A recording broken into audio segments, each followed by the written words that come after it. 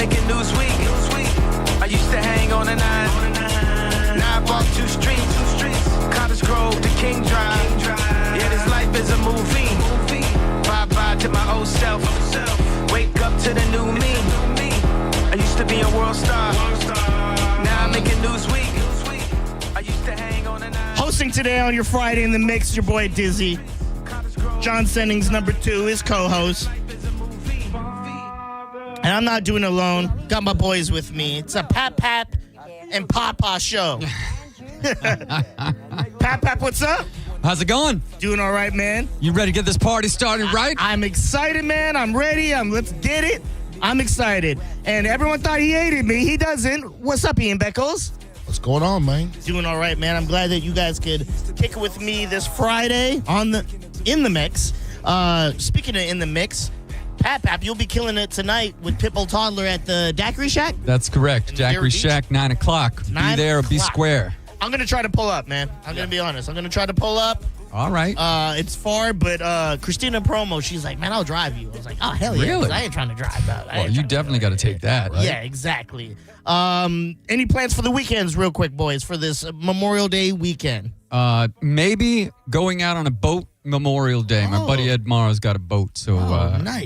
we might load up on that thing. Yeah. Get some things done. It's good to have friends with boats. Yeah. Ian? I don't want to have a boat, but Tonight I'm going to go represent and see Johnny Bizzle in Lando Lakes. Yeah. The lovely Kendra is going to be cooking. What do they call it again? I should remember. What they call it. Plates and punchlines. Plates and punchlines. Yeah. Punchline. Look at that. Lando Lakes. I Check out listen. Johnny B's show and get all the information. And other than that, I'm just chilling at Dignitary doing what we do, laying low. Yeah, so you got 2 options tonight besides keeping it indoors. We're not doing that. It's either you go to Lando Lakes and see Johnny at the Plates and Punchlines, or Madeira Beach and check out Pitbull Toddler.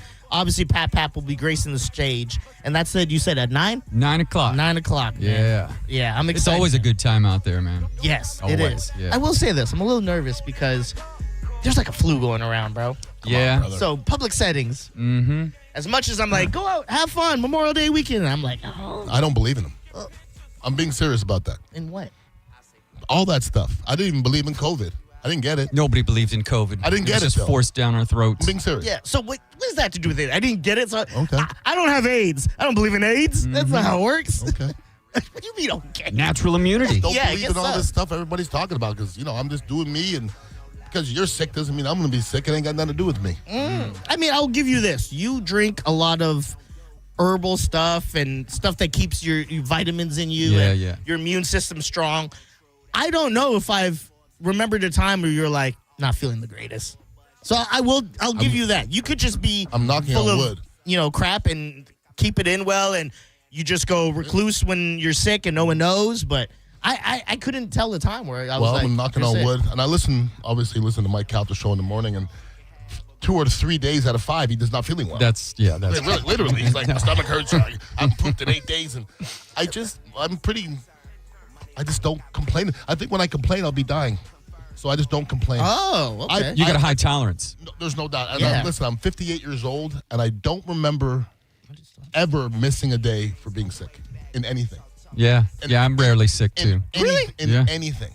Man, you guys got it good, man. I mean, I don't just get sick, but I've definitely been sick a few times, probably even this year. I'm not saying they've been sick, but when I'm sick, I just don't acknowledge it. I fight through it. You power through. Yeah, if I get sick and everybody's like, I'm going to go lay down and cry about it. If I get sick, I'll go walk and I'll go to the sauna and I'll sweat it out and I'll do whatever I can to sweat it out. That's a big key to it, because when I get sick, I don't know how much I walk when I'm not feeling well. It's probably a good idea. I definitely go outside, get the fresh air, get the sunny D, and, breathe better. Take tons of showers. That's my thing. I take like 50 showers. Really? When I'm not feeling. Yeah. Hot tub, stuff like that. Sweat it out, man. Exactly. So, hopefully no one gets sick. Show up, pull up, have some fun, share drinks with people. Yeah, man. I'm sure you'll be fine. Just to let you know, we are in the mix. Oh. Yeah. Yeah.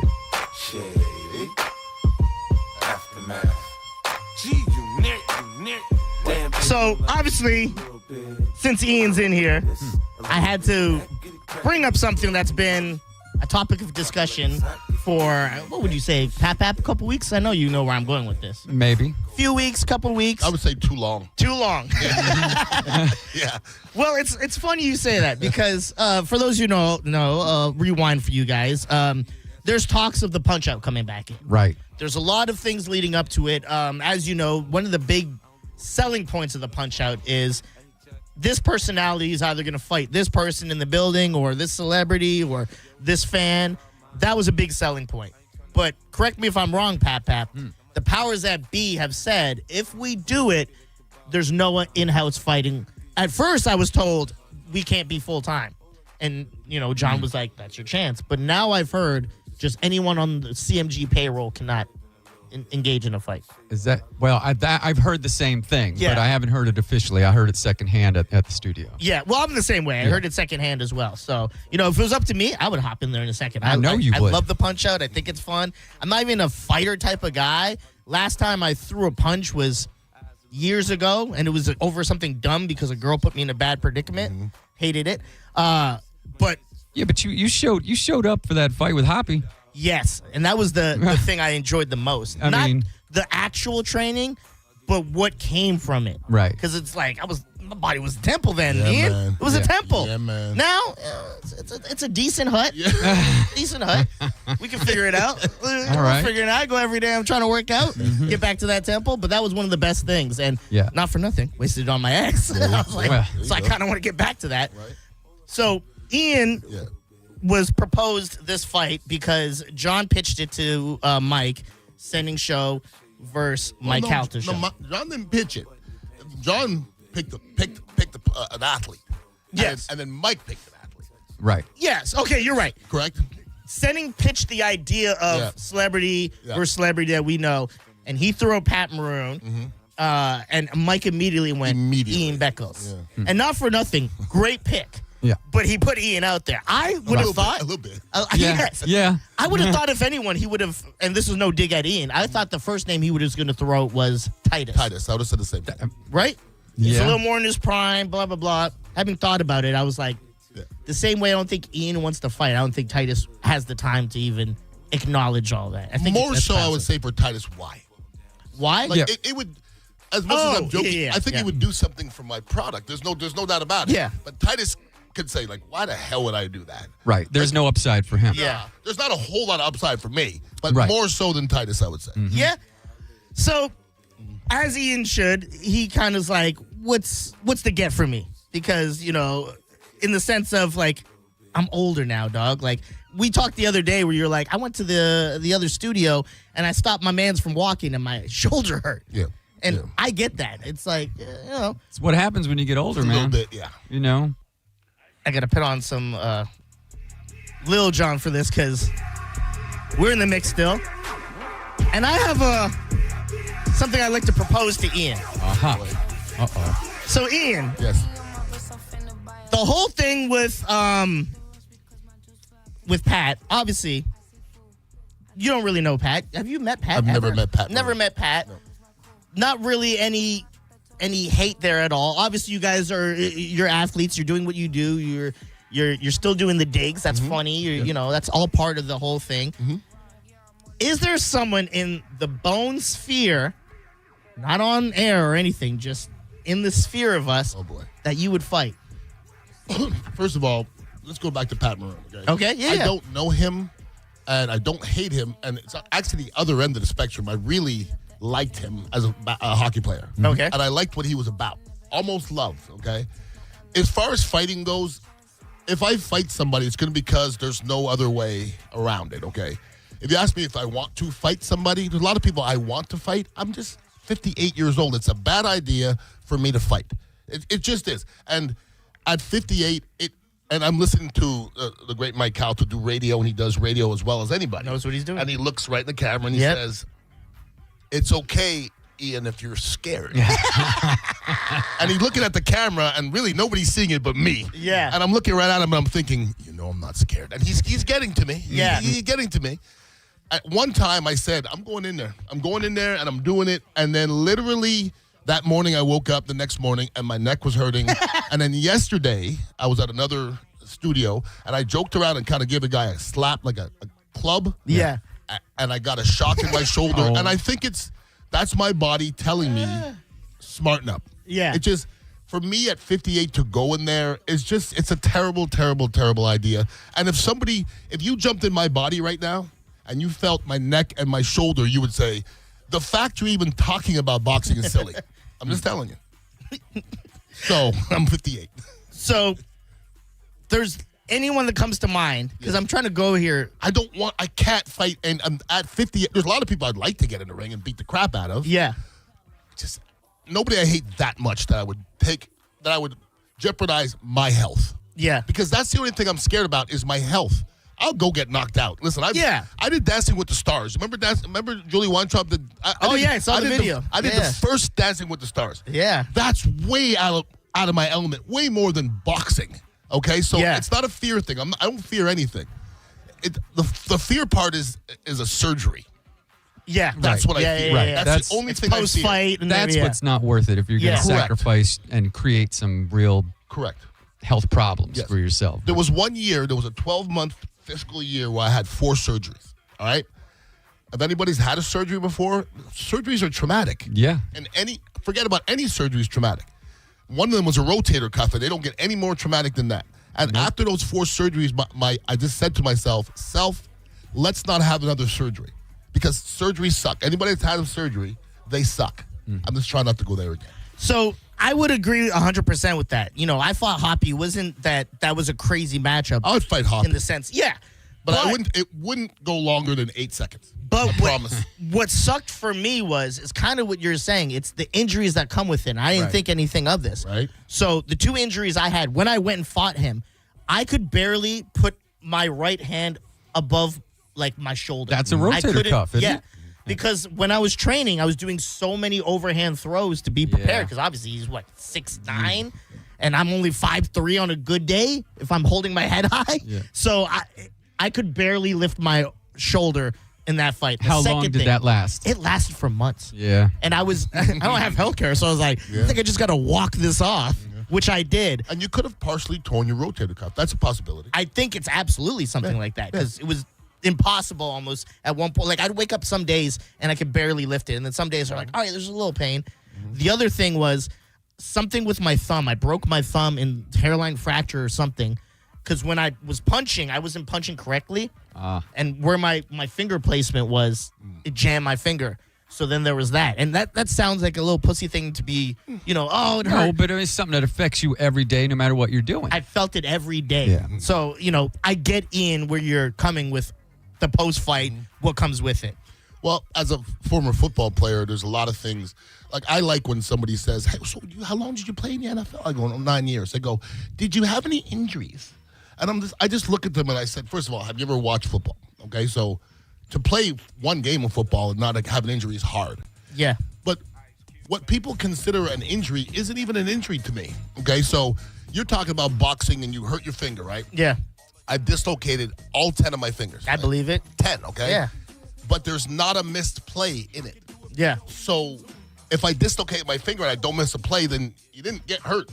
Yeah. The average person sprains their finger and they got to put a splint on it for a month. Yeah. So the mindset's different. Yeah, for sure. My mindset is, if I go out there and tear something, I probably won't stop. I'm just telling everybody, I'm going to keep going. The adrenaline. And I need to not do that at 58 years old. When you're 28, you recover quicker. At 58, I think if I fought 3 rounds with Pat Maroon, I think it would take me 2 months to get back to where I was. And I don't have 2 months. And you guys can't afford 2 months of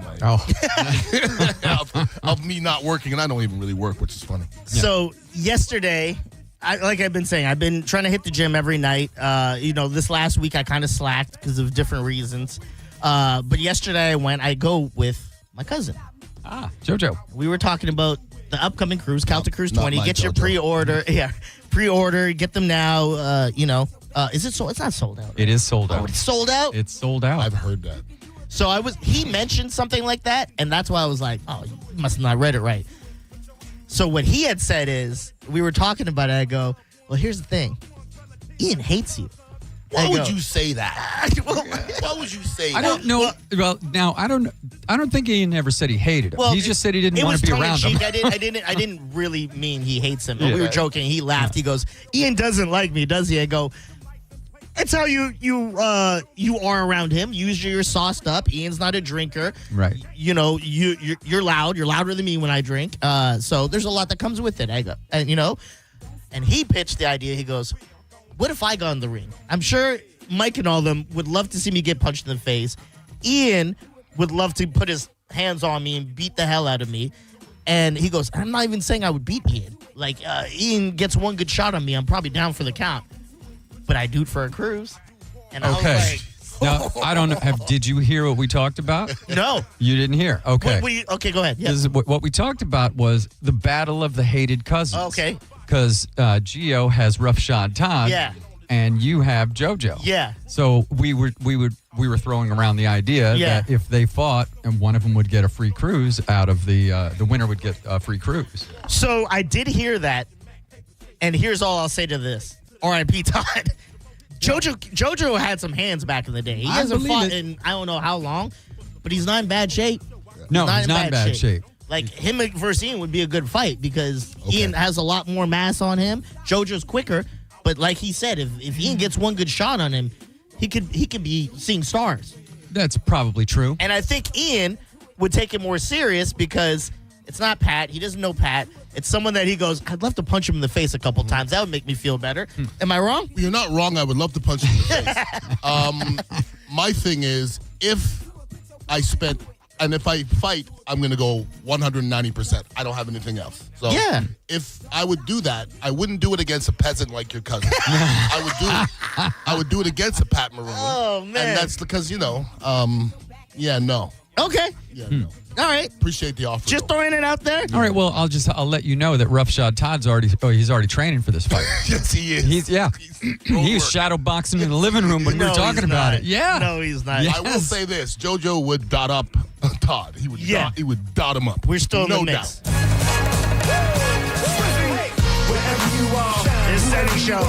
wherever you are, whoever you are, wherever you are, whoever you are. Hey, I told ya, riding with my top down and my jury on. Hey, I'm just getting my hood on. I'm just. So here's the thing. When I heard that, and I like Todd. Todd's in great shape for his age. He's in pretty good shape. What is his age? I think 50s, he's in his 50s. 50s. Yeah. He's in the 50s? Yeah, but I think early. I bet he's 60. Yeah. I bet he's 60.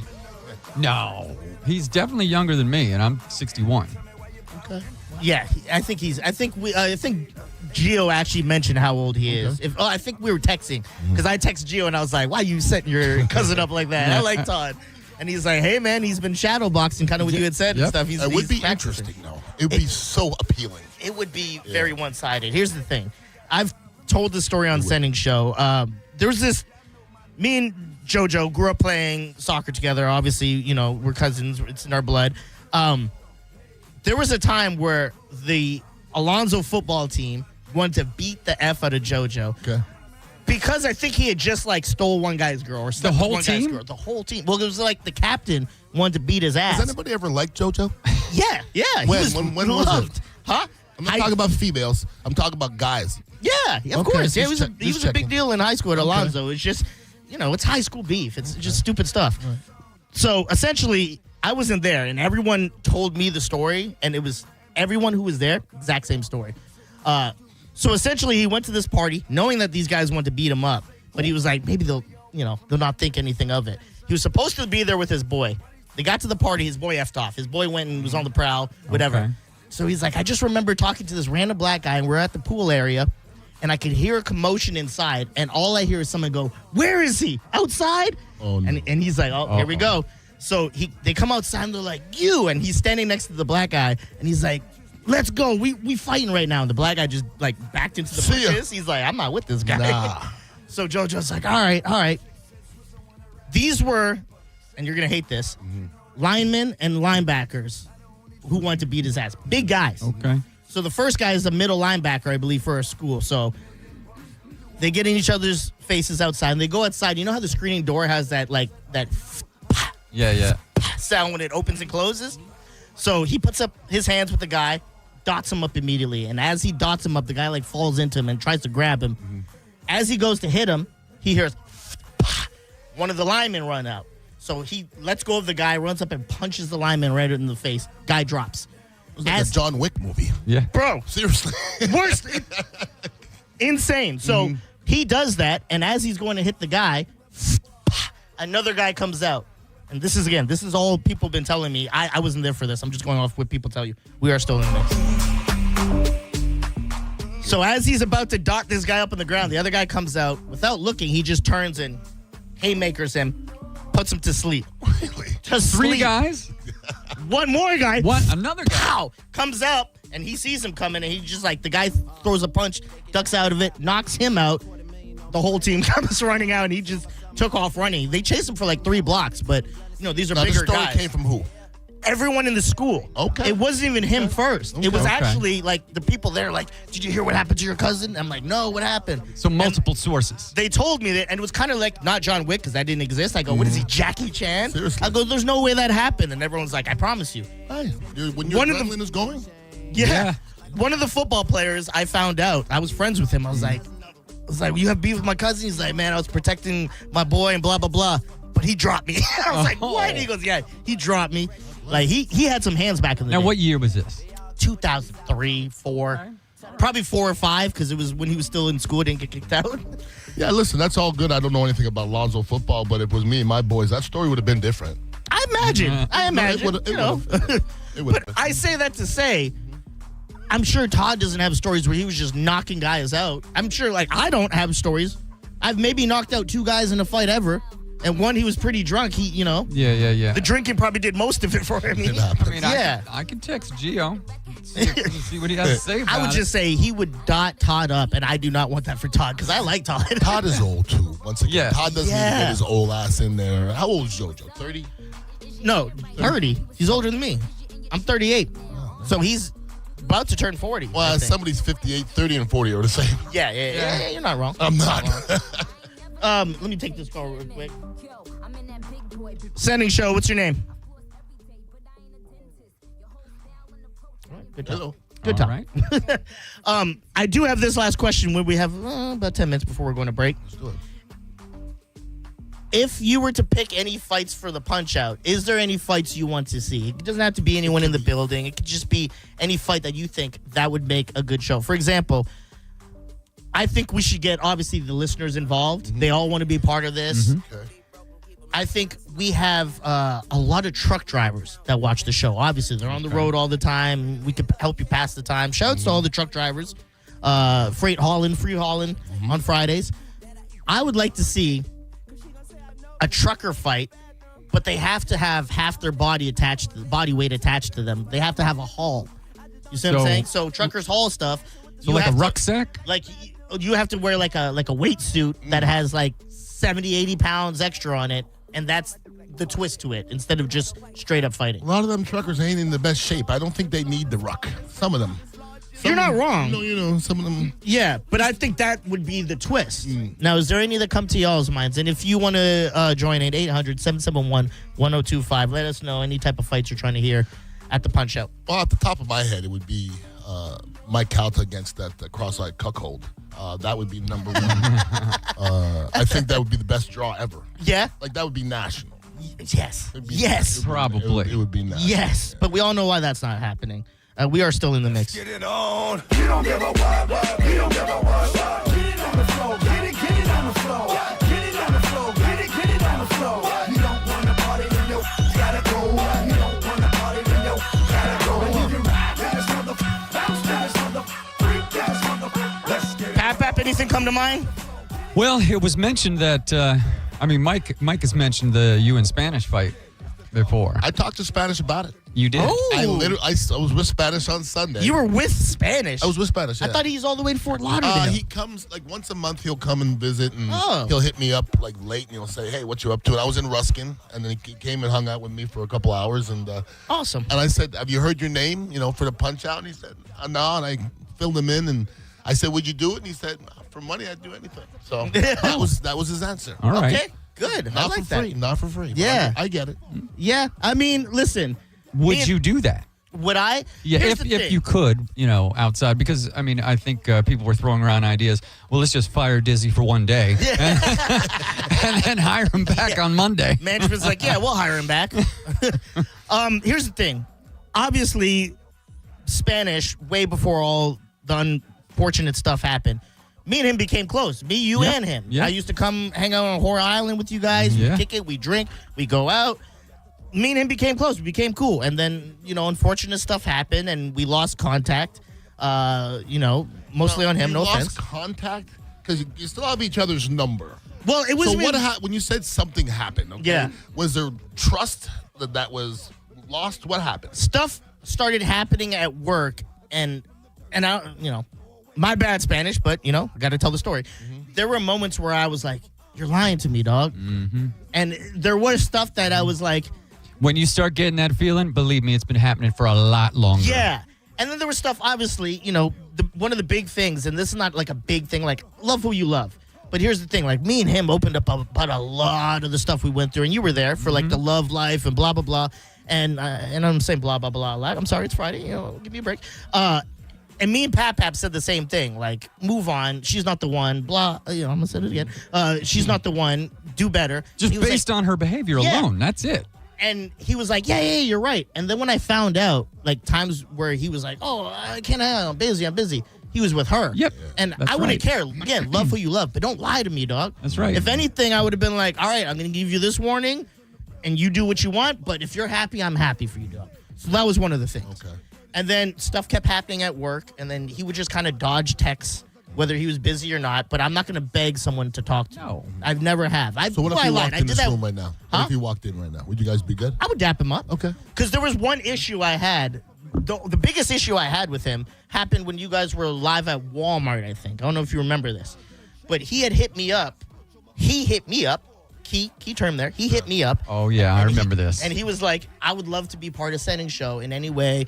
If I could help produce, do this, do that. Blah, I was like, man, look, I go, that all sounds good on paper, but I can't answer for John, but I could I worked with him so long, I could kind of understand exactly where his head's going to go. He's going to go, well, you have to have a conversation with Mike first. 100%. Because then if we do something, we look like we're giving a middle finger to Mike, right? And we can't do that. Absolutely. And he's like, I go, but I'll tell you this. If we talk about any of this on the show, we can't have you on, but I can't stop you from calling. Right. So if I wink tell you, hey, we're mentioning it, and you tune in, you listen, you want to call in, speak your side, that's a lot different. Sure. So I did. We talked about whatever was going on, and I mentioned to Spanish. I was like, hey, we are talking about it. Do what you want. Nothing happened. He actually said, he goes, I asked John Brennan. He said no. I'm like, okay, that was weird, but cool, that's fine. Time goes on. They have the live show. They kind of know what happened because I clued them in. And yes, we are still in the mix. But we didn't have the full story. Not the full story. So they have John Brennan there, and they bring up this story, and John starts talking, John Brennan, and he goes, well, Spanish came to me and said Dizzy wanted him on Senning Show, and Dizzy asked him to do this and this. Classic. That's classic BS. Yes. And I cut John Brennan off because as much as that's my boss and I respect him, you're not about to just tell this story and me go, I'm going to let you finish. I'm going to go, nope, not true. That's not what I did. Not true at all. I got to say this part because I don't want any narrative to get out where it's like, well, Dizzy's just doing this. That pissed me off. And me and him, we butt heads because of it. And water under the bridge. I didn't care that much. He threw you under the bus. He did. And I was like, whatever.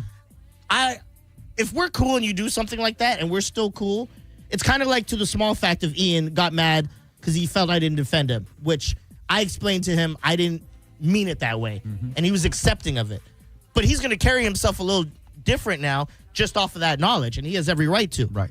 Because he goes, now can I really trust this guy? What's going on? Does he have my back? I do, and I apologize. I didn't see it. I saw it Senning versus Mike. I got to play Mike in John's show and, like, sell a show. He understood that. We had to talk. We're cool. But with Spanish, I was just like, now we can be cool, but there's not a lot of reason for me to reach out and text you. That happened about 8 months before he left my house for me. Oh, really? Oh, yeah. Yeah, I just never said anything. Yeah. Oh, that is true. You know what? Yeah, because I don't need to scream the truth. Yeah. The truth only needs time and persistence, and because it's going to come out eventually anyway. There was a time And I didn't mind looking like a scumbag. Yeah, because I remember we were going to the Lightning game, you and me, and I was asking, I was like, man, some of the stuff that he's saying is kind of crazy with all the stuff we did. And then I got the other side of the story. And when you get a side of a story and you're like, that seems crazy. Yeah. And then you hear the other side and you go, oh, that's why. Because that other side was BS. Always have to hear the This one makes so much more sense. Yep. And I asked him that. I go, why didn't you say anything? And not in those exact words, but Papa's like, well, what's the point? Like, I know what the truth is. Right. The people kind of that know the story, that they know the truth, let them talk. I never had to have a conversation with him. I just had to let him know, you got to get out of that room, man. I need to move my mom in. That's it. I would think it would still kind of be hard for me to have hate for Spanish, because when they first pitched the first Punch-Out with me and him fighting right after 4, I was like, I'll fight him, but I liked Spanish. I had no reason to hop in the ring besides to prove something. Now there's a little more to it, and, I would get in the ring with Spanish, no problem. I think it would be hard for me to fight somebody I don't dislike. Yeah. Like, really. Like, Yeah. I wouldn't want to beat the crap out of somebody, and then, because... You almost feel like you'll pull your punches a little bit. Well, once I get it, I'm just telling them, I don't have a gauge. Yeah. You're right. I think once you're in the moment, you do turn it on. Yeah. But I think that first round, just walking up, when you're probably about to, dap up, you'll be like, all right, let's have a fight. In your head, you're like, damn, I'm about to fight someone I like, though. Yeah, but that's going to be gone. Yeah, I before think get in that there. I think that Before leaves I get pretty in quick. there, yeah, I'll be frothing. Yeah, it'll be just like when you get on the field. Yeah, You're going to do what you got to do no matter what. 100%. And listen, what I got on the field, I never liked anybody. Okay, never. Like, I got to a point where I hated you, but after the game, I'm going to shake your hand and respect you. But during the game, we are not friends. No. Yeah. At all. Yeah, I'm the same way. I'm loyal to the team I'm on. Like, there was a time where I left the team I was playing with all my boys because they weren't taking it serious. I went and played on a great team, and we faced each other. I was jawing them. I was doing my thing. We won. And then after I shook their hands and we were all good, I was like, it's all part of the game. And they're like, I get it. And we are still in the mix. Yeah. Do you know what time Little old Memphis Bleed. Do you know what time I love this song. Do you know? Do you know? I don't know if you can tell, I play mostly Swiss beat songs. Watch when it hits him. Swizzy. Hey, I said, come on. I said, come on. I said, come on. Let's take some of these calls before we go to break. You're on Senning Show. You're in the mix. What's your name? Hey, this is Dave. Hey, Ian, you going to the Amp this Sunday? The Amp? Yeah. What's at the Amp? Yeah. April Wine and Triumph. I did not know April Wine was opening up. I'm a big April Wine fan. Oh. You know what's funny? I'm not. Now I'm thinking about it. Like, April Wine, the guys grew up around the street from me. And I was in a bar when I was probably 26 years old. I met a guy, and I said, what do you do? He says, I'm in a group. I go, what group? He goes, April Wine. I go, no way. I love April Wine. He goes, I grew up down the street. And I go, I grew up down the street, too. And he said, well, I used to watch. He goes, you play football? I used to watch football. Long story short, he used to watch me play football. Oh. He goes, we used to watch this little black kid, this fat black kid. I go, that was me. I was the kid. I was the kid running the ball, so I have a little tie to April Wine. I'm going to think about it now, but thank you. I actually know that. Yeah, thanks for the call, brother. Oh, there you go. Look at April that. Wine is Sound of the Gypsy Queen. Beautiful song. Oh, yeah. okay. Yeah. We are still in the mix. This is Senning Show. John Senning will be back on Tuesday. Obviously, Monday we have Memorial Day. He's on a much-needed vacation, hanging out with family, going to shows, doing his thing.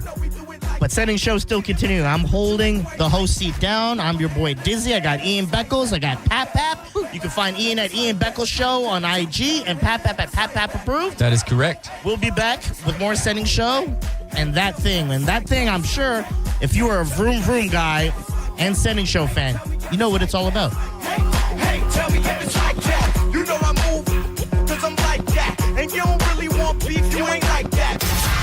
You're listening to Senning Show on 102.5 The Bone. 102.5 The Bone. It's talk radio where we say what we want all day long. You know that crazy you think about all day, every day? Well, you may think it, but we say it. That is 102.5 The Bone. Real raw radio. Life's full of thrills. Like watching your kid take the field under the lights. But for the accident attorneys at Farah & Farah, one thrill beats them all. It's the thrill of knowing the work paid off.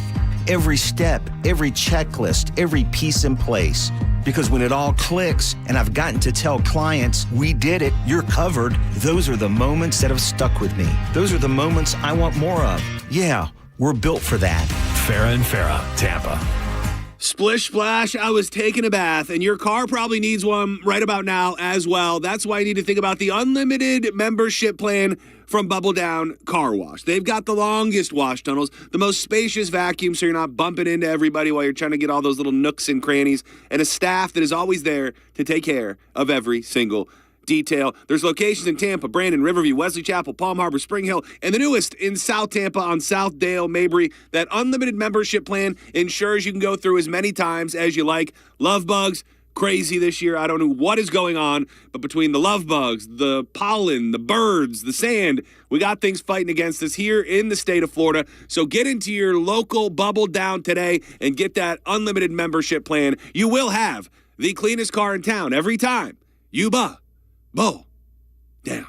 The old saying, you get what you pay for, never goes out of style. Like when air conditioning companies offer $29 tune-ups. Seriously, don't fall for that old trick. Those so-called deals lure you into spending a lot more. Cox Heating and Air Conditioning has an honest and trusted solution. It's your Cox personalized maintenance plan. For only $99 for first-time customers, Cox certified air technicians visit your home, fully inspect your AC unit so you are set and ready for the Florida heat. Get your Cox personalized maintenance plan for only $99 today and see all the deals to keep your home cool all year long. Visit now at coxair.com. License number CAC 1816108. We're saluting our heroes with savings all month long at Crown Kia During the Memorial Day sales event. Drive a new 2026 Kia K4, Just $209 per month. or a new 2026 Kia Sportage, just $229 per month. Plus, we're doubling our military discount for active and retired service members. Shop Memorial Day savings all month long at Crown Kia, the better way to buy and service. Call 800-371-0942 for complete details. Hey, fellas. It's JoJo here, a.k.a. Judge Juicy. We need to talk about something serious for a second. Your penis. If you're suffering from erectile dysfunction or PE, so is your partner. Most importantly, you don't have to live with it because at Prestige Men's Medical Center, they restore men's sex lives. Even when Viagra and Cialis don't work, their painless breakthrough treatments eliminate ED and PE regardless of your age or your medical history. 98% of patients see instant results right there in the office before you even leave. Men, you can now last longer. And the best part of Prestige Men's Medical Center, your consultation and first treatment are free. Qualified patients even get their testosterone check for free. Do yourself the favor and call today. 813-288-2202. Get your confidence back. Get back to your old self. So book your free first treatment today. 813-288-2202. Or go to prestigemensmedical.com. And that's my final ruling. I'm fixing to tell you something that the insurance industry does not want you to ever hear. Bullies often delay and deny. I see them sitting on premiums paid and making money and dragging it out for as long as they can. Many times, we're forced to take them to court. I'm John Morgan of Morgan & Morgan. Their high-paid lobbyists are on a mission to make sure that at trial, jurors are not allowed to learn that the at-fault party has insurance, and in some cases, lots of it. I can think of no case in all my years where there was no insurance for the at-fault party. So let's fight back. It's all these bullies understand. Tell everybody you know the truth. If you've been injured in a car crash or hurt at a store or business, visit forthepeople.com. We're here 24/7. It's that easy. Morgan & Morgan, forthepeople.com. Offices Tampa, St. Petersburg. Trailers for sale or rent. Rooms that end 50 cents. I'm a man of means by no means. King of the road. I don't really think that song makes sense, but it's the only thing I could think of. Hawkins Home Service Co. If you're a homeowner, you need to make sure you have a bunch of people that you can trust when it comes to HVAC, electrical, pool repair, even plumbing. But when you go with Hawkins, you don't have to go thumbing through the yellow pages or Googling around to find a bunch of different people because one call really does handle it all. They've done lighting fixtures in my home. They've come out when the plumbing wasn't working just a few weeks ago. They saved my bouteille when the AC went out on a Thursday night. And they got my pool running at optimal speed with a Pent Air pool pump that I can control right from my phone. Hit them up, and if it's your first time using them, 10% off just for being a Bone listener. So go now. You can book online. HawkinsServiceCO.com. Hawkins, one call. Handles it all. Spring cleaning isn't just for your house, it's for your life. If your job is getting old, it's time to clear the clutter and spring into IT. Go to My Computer Career. My Computer Career helped me get the skills and certifications I needed to start a new life as an IT professional in months, not years. Earn the certifications that top employers are looking for right now. Visit mycomputercareer.edu and take the free career evaluation to see if it's time to spring into IT. Financial aid is available to those who qualify, including VA benefits. Support comes from Amazon Business. Unlock smart business buying with fast, free delivery on millions of items and practical AI innovations that automate repetitive tasks so you can make smarter decisions faster. Learn more at amazonbusiness.com. Save $2 when you buy 2 cans of Superior Products Coverall tire dressing. Plus, get 4 times O-Rewards points now at O'Reilly Auto Parts. O'Reilly Auto Parts. Join 102.5 The Bone and the Mike O Radio Show this Saturday from 2 to 4 p.m. at Brandon Hyundai's Memorial Day sales event. Win Busch Gardens tickets every 30 minutes, concert tickets, and more. Fun, prizes, and great deals all happening this Saturday at Brandon Hyundai. Don't miss it. Injured? It's your case. Own it. Call Farah & Farah. Tampa. Now, back to Real Raw Radio. Sponsored by Anajar and Levine, Accident Attorneys. Call 1-800-747-FREE. That's 1-800-747-3733. You might know nothing, but at least you'll know that thing. Brought to you by Just Call Mo, Tampa's injury attorney. That thing. It's time for That Thing right now on Senning Show.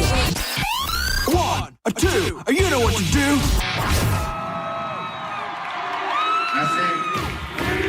Thank you, man. Thank you. Y'all know his name? Hey, yo, Mac, ladies and gentlemen. C5. Oh. Wayne time. Oh. Yeah. Woo. Zone. Let me see your shoulders work. I mean, I don't know what y'all came here to do, but if you ain't got a lighter, what the you smoking for? What the though? Where the love go? 5, 4, 3, 2, I let one go. This is Senning Show. We are still in the mix. John Senning will be back on Tuesday. I'm his co-host, Dizzy, holding it down, and I'm here with my papa, Ian Beckles. Yep. And my boy, Pat. Woohoo! Glad you guys could come in. Thanks for rocking with me today. Shout out to the chat, YouTube chat. You could join in there, hop in there with these crazy animals that are showing some love. Even though John Senning is not here, they are all still in the chat. LSD Dreams, Corey Puckett, Ron Slater, Jamie Bass, Mark Hamilton. Shout out to all you guys. Sandy Foot, see you guys in the chat. Thanks for hanging out. So that thing, if you are a fan of Senning Show, you know we have our whole vroom community that we call, John, huge NASCAR fan. Me, watched it a few back in the day. Tony Stewart used to be the guy I would watch smoke. Liked him because he killed a man on the track. That's cool. Didn't really watch it too much until I got back hanging out with John, and he got me back into the NASCAR. Now I'm a Double Uno Denny Hamlin fan. And it was sad news yesterday. I'm sure you guys talked about it on Cal's show. We did. We covered it in the news. Busch guy. Yeah. So Kyle Busch, while testing a racing simulator in North Carolina, he was hospitalized. He was found unconscious in there. We kind of, it was like a footnote kind of in the thing, well wishes. We didn't think it was anything serious. We just kind of mentioned it on the show. Young. He's 41, bro. Yeah, man. Just, Todd outlived him. Rough Shot Todd's got it going on compared to him. But the only thing that I've read is they're describing it as a serious illness. It wasn't, anything. He wasn't taking any crazy drugs that then affected him. It was just an illness. I didn't even read any reports yet of what that illness was. It was just severe, and he had to be hospitalized.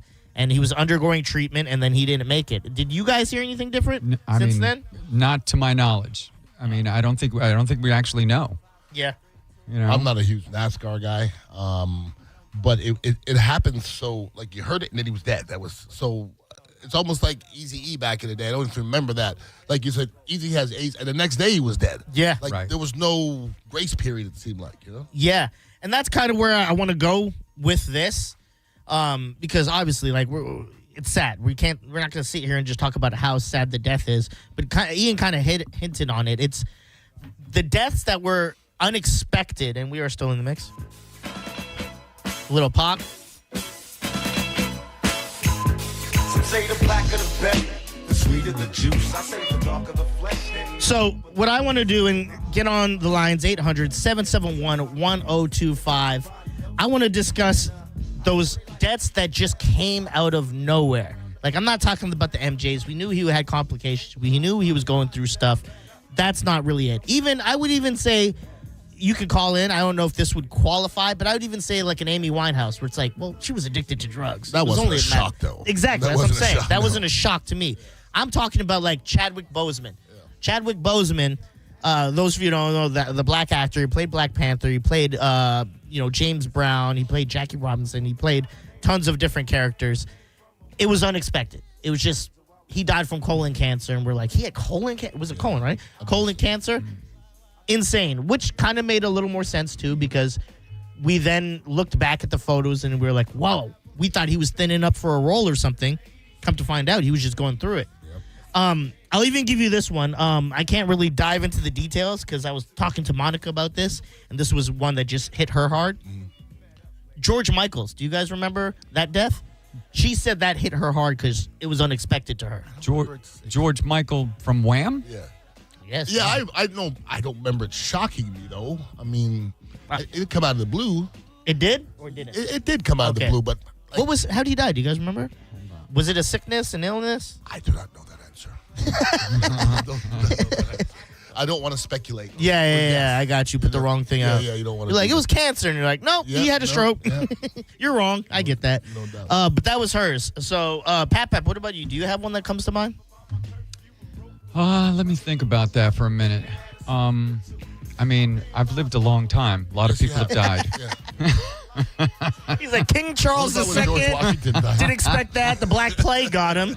That was different. The Red Death. Yeah, that was new to us back then. See, this is easy. This is easy for me.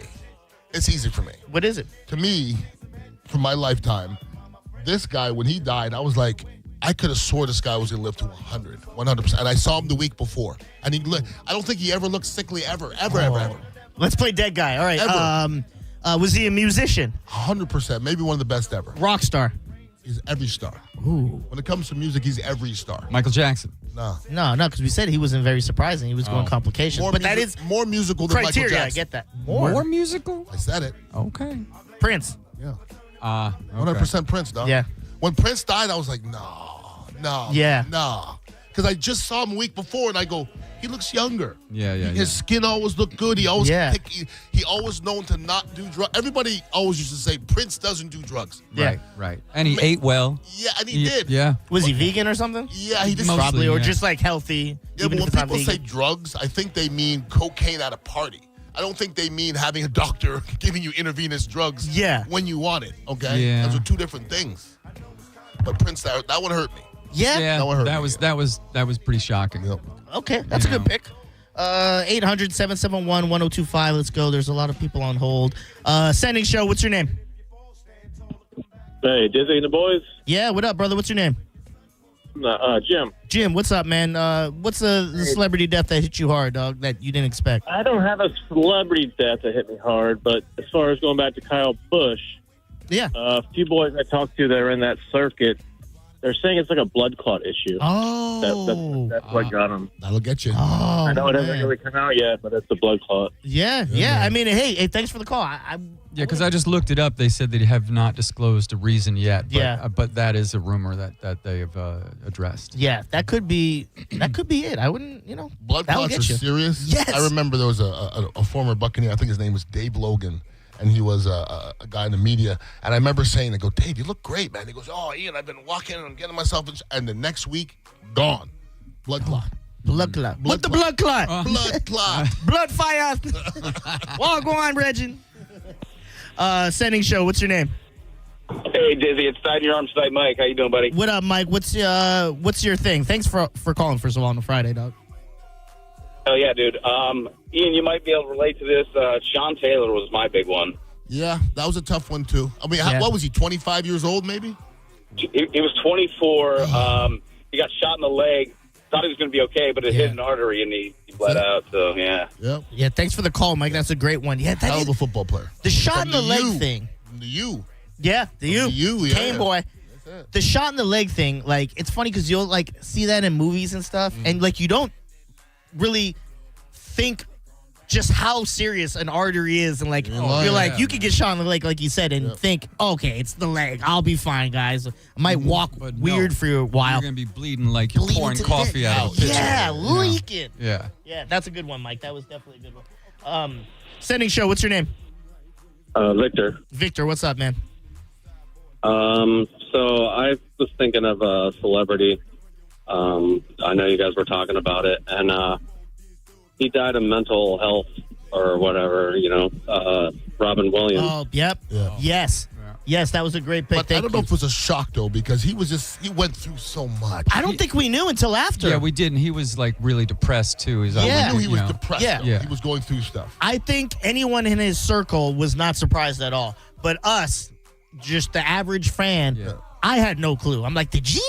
There's no way. Friend like me, he's gone? Yeah. That was a good call. That surprised me. That shocked me when I heard, because if you would have been like, who are the 5 happiest celebrities you could think of, you would probably put Robin Williams in your top 5 back then. Stand-up, though, like he was different, though. I never really listened to his stand-up. It got dark. Did it? It got dark at times. I got another one that was completely shocking. Like this one, like in this day and age, I had to look it up 10 times. I go, come on. And when Kobe died. Oh. Kobe's was a shock. That one was weird. It came out of nowhere. Out of nowhere, he's just flying with his daughter and the teammate and the dad, and something they do all the time just to skip past L.A. traffic, right? And right. Just a crash, and it's a legend's gone. You know what's crazy about Kobe Bryant? I never liked Kobe Bryant. Okay? Like as a player? I didn't know. I thought he was a great player. Yeah. As a person, I didn't like him. I was a Shaq fan, and I didn't like. He did a couple things to Shaq that I didn't like. Talked on him. Just did stuff you don't do. And then after Kobe died, then I started to look into him. Now I like him. Like I like what you're he's like. about. I saw the allegations and the women and the cheating. No. And then I find out now what he's about. Now I like him. But when he was living, I didn't like him. Yeah, I didn't like him. I definitely respected his game. I wasn't a Lakers fan. I was a Kobe fan. But like, you're right. Hearing some of the stories, like even just like when he played for the U.S. team, and he goes, I'm running right through Gasol at the start of the whistle. No, I like that. That's what I'm saying. No, They're I like your that. teammate? He goes, I'm running right through that effort as soon as the whistle starts, and we're playing to that level. And they're like, he's not doing that. And he did it, and they're like, all right. Well, he set the tone. But he did stuff. Like I know when he got caught with that woman, he brought Shaq's name up. And you really? don't do that. No. Like he was like, yo, you guys need to be checking on Chiquita. And I was like, yeah, you don't do that, though. You don't be talking on your teammates. Nah. Do What not. I did is bad, but have you looked into Shaq? Yeah, don't do that. Do you know why they call it the Shaq attack? Yeah, right. I got one for you. Yeah. Tom Petty.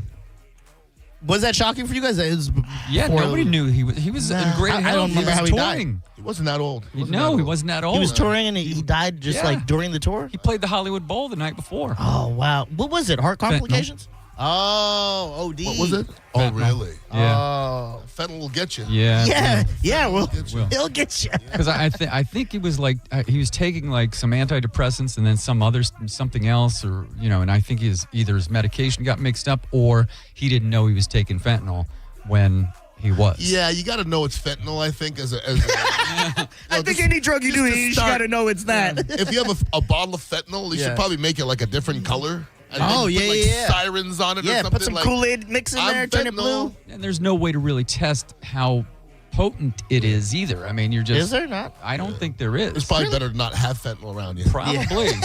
Probably. It is better. Speaking of ODs and stuff and being in the mix, we're still in the mix.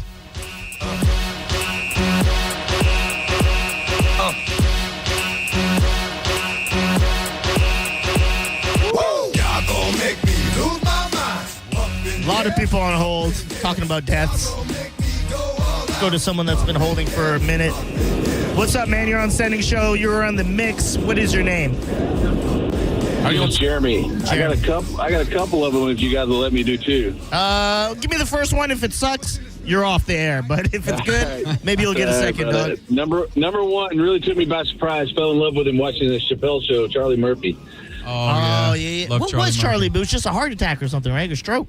I don't remember. I don't even remember what it was, but I remember it being a surprise to me. So maybe I was just out of the loop. But I really learned to appreciate that dude on the Chappelle Show, and that was a tough loss. Let's see, Charlie Murphy's death was.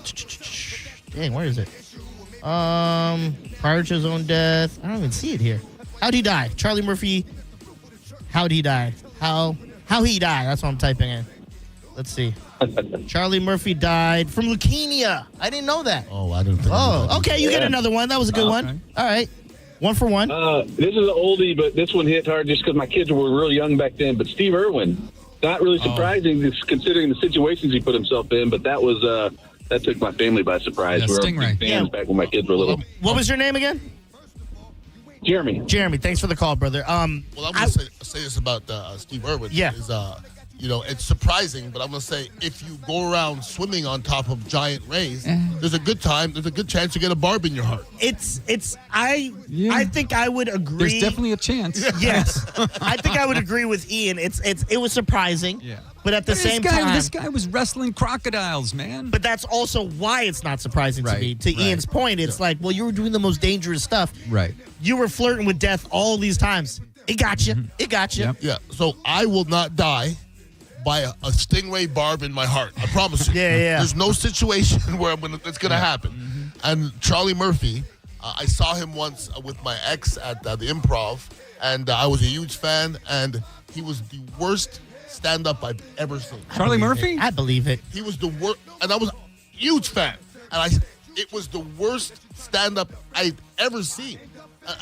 I'm a big fan. And I left, and I was like, and I talked to other people, they go, I was there, and it was terrible. Really? Like some people, like I'm a big Lauryn Hill fan. I went to see Lauryn Hill in a concert. Terrible. Yeah, I've heard the same thing about Lauryn Hill. He wrote a lot of Eddie Murphy's material. Not everybody's great on stage. Right. But some people, he's a good storyteller. Yeah. But great you don't tell storyteller. stories. You don't tell stories on stage, though. No. That's different. Yeah, you do, but not. It's not like that's all your act different. is. Yeah, Yeah. I'll give you that. Okay. All right, let's take one or two more. And you know, before that, John's not here, but I feel like I could answer for him. I feel like one of his top ones is probably Owen Hart when he dropped from the thing. And I heard you guys talking about that. It's very dark. Dark. I remember the day that happened. I wasn't even watching it. I just remember everyone being like, "Did you hear what happened?" I'm like, "What?" They're like, "He fell from the thing and hit the turnbuckle." I think it was a turnbuckle, and just that has to be so scary. A little bit. Senning Show. What's your name, man? Russell, what's yours, man? Pat Tillman. Sorry? Yeah, Pat Tillman. Oh, Pat Tillman. Yeah, and then our government lied about it. What did they say? Oh, they said thanks for the call, dog. He died at war. I mean, he was in the army. Yeah, but they said he died a hero, and really, it was friendly fire. Correct. Like they shot him by accident. Yeah, they were like, "Oh, he was heroic and he was saving this and that." I'm like, Pat Tillman. They were like, "Oh, my bad, we killed him. Yeah, we shot the guy with the American patch. We didn't know." Now, Pat Tillman, I played against Pat Tillman, and that was while I was playing. And if you don't know the story, he left the NFL to go serve for our country as a patriot. Wow. Nothing to me is more patriotic than that. Nothing. Yeah. That's crazy. Nothing. He did what Israel and South Korea does, where it's like you have to go serve. He was like, man, I got to go serve. I got to go represent my country and be patriotic, like you said. Backfired. See what I did there? Yeah, but he died. He's a hero forever, though. Yeah. Could be a worse way to go out, man. There's Yes statues, and no. There's statues of Pat Tillman forever. He's not going anywhere. Yes, you went out like a hero in the sense of why you left, but in a terrible way because it was friendly fire. And I think the government had to pay the family out.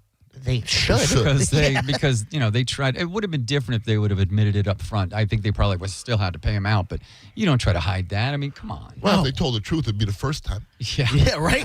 We don't expect them to tell the truth, do we? Nope. We are still in the mix. On the express line. All right, this last call. What's your name? You're on Senning Show. You. Hello? Yep. Oh, it's Tim. Tim, what's up, man? What's the celebrity death? You're the last one, so make sure it's a good one. I was thinking Princess Diana. Oh, that's okay. All right. Good one to go out on. I remember where I was for that. I was in Virginia with our family. We were watching some random performance on TV, and it interrupted, and I was too young because Princess Diana was like 93, 94. It was before. Was it before Tupac? Or was it after? Do you guys remember? Let's see. Let's see. I would say before if I would guess. Princess Diana death. If you go back to that night. Yeah, 97. So it was after Pac because I think he was 96. I believe. Yeah. But I mean, now, what about Tupac and Biggie? I mean, have you heard all the conspiracy about that? So it didn't surprise me, even as a kid, because they were beefing. And that was our whole thing, East Coast versus West Coast. They're both gang affiliated. Well, Pac was more gang affiliated. Biggie was just a crack dealer in the streets. But what were you going to say about it with the controversy? Just that, I mean, I've done a couple deep dives on it most recently because people are starting to examine it again and connecting Diddy, in a lot of ways to both of their murders. So when I worked at OnStar, I used to read a lot of books when I could. That was like my thing to pass the time in between because they wouldn't let you do a lot of other stuff. And I read a book from an LA detective that had mentioned all of this stuff. He was one of the first detectives on the case for that stuff. And he was connecting the dots early on saying, this all leads back to Puffy. Yep. And you got to understand, him and Suge were cool at the time. And then they split, and Puffy, because of Puffy, like Suge Knight showed you who he was, this guy said, but Puffy was the wolf in sheep's clothing. Correct. He was pulling all the strings, and you wouldn't have even known. Biggie was trying to go overseas. He wanted to go. He didn't even want to be there. Yeah. And Diddy was like, "No, you got to be at this LA party. we got to, need you, we're going to be out in the streets. We got to make sure we don't look like we're scared." And not enough security. Yep. One of the security guards is saying, "Oh, I was telling him we need extra security because we're in LA. Let's do this." And Puffy's like, "Oh, we don't have the budget." But this is way bigger than Puffy, though. Oh, I believe this that. Is substantially bigger than Puffy because to me, it's not even really conspiracy because, well, you could say Biggie and Pac. Those are two black men that were killed in front of everybody. Right. And 30 years later, we don't even know who did it. Okay. Yeah. So I do know one thing. It was an inside job. Absolutely. They have to know. What did they got killed within 2 months of each other in Las Vegas at a Mike Tyson fight. Right.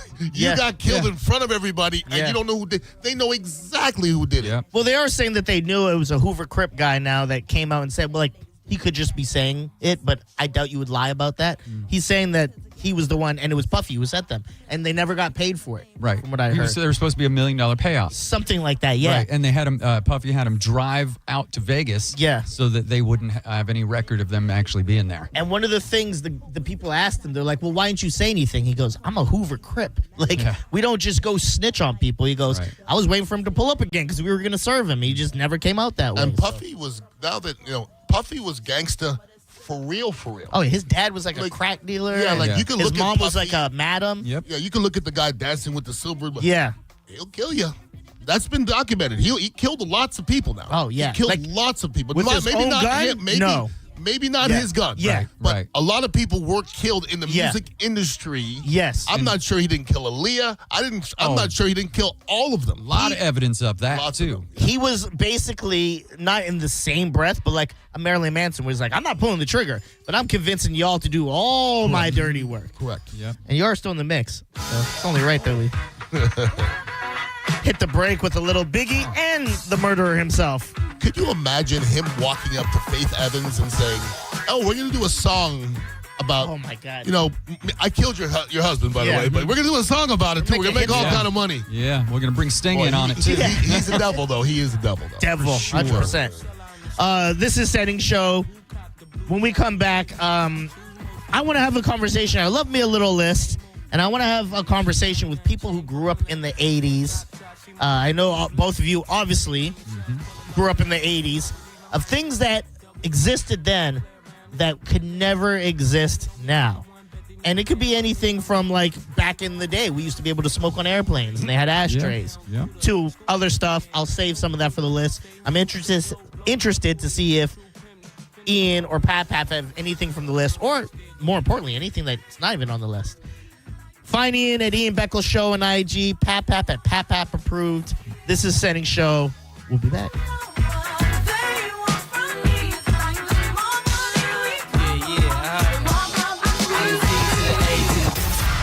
You're listening to Senning Show on 102.5 The Bone. You can win a cabin on Calta Cruise 20. Visit Stingray Chevrolet and scan the QR code on the Calta Cruise display to enter. While you're there, find the vehicle that's right for you from their selection of new and used cars. Calta Cruise 20. Brought to you by Stingray Chevrolet, Tampa Bay's big store on I-4 exit 22, Plant City. For more info, go to theboneonline.com. Yeah.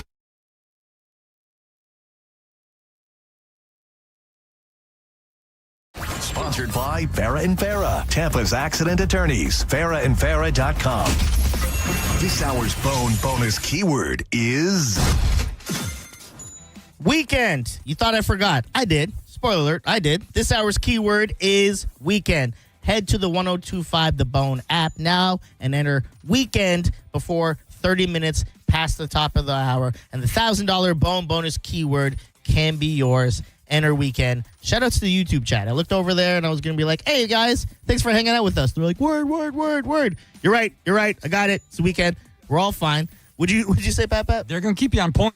Chat. Yeah, I needed that. And I appreciate it. Thank you. Shouts to the chat. Go join the chat and help me run a show here. Car accident? Take back control of your life. Call Anna Jar and Levine Accident Attorneys at 1-800-747-FREE. AutoNation, there's no pressure, no surprises, just the keys. Now through Memorial Day, get 0% financing on your favorite new vehicles. You'll save thousands of dollars in interest alone. Drive the car you want today with 0% financing. Don't wait. Memorial Day savings end May 25th. Hurry to your nearest AutoNation dealership. Less stress, more go.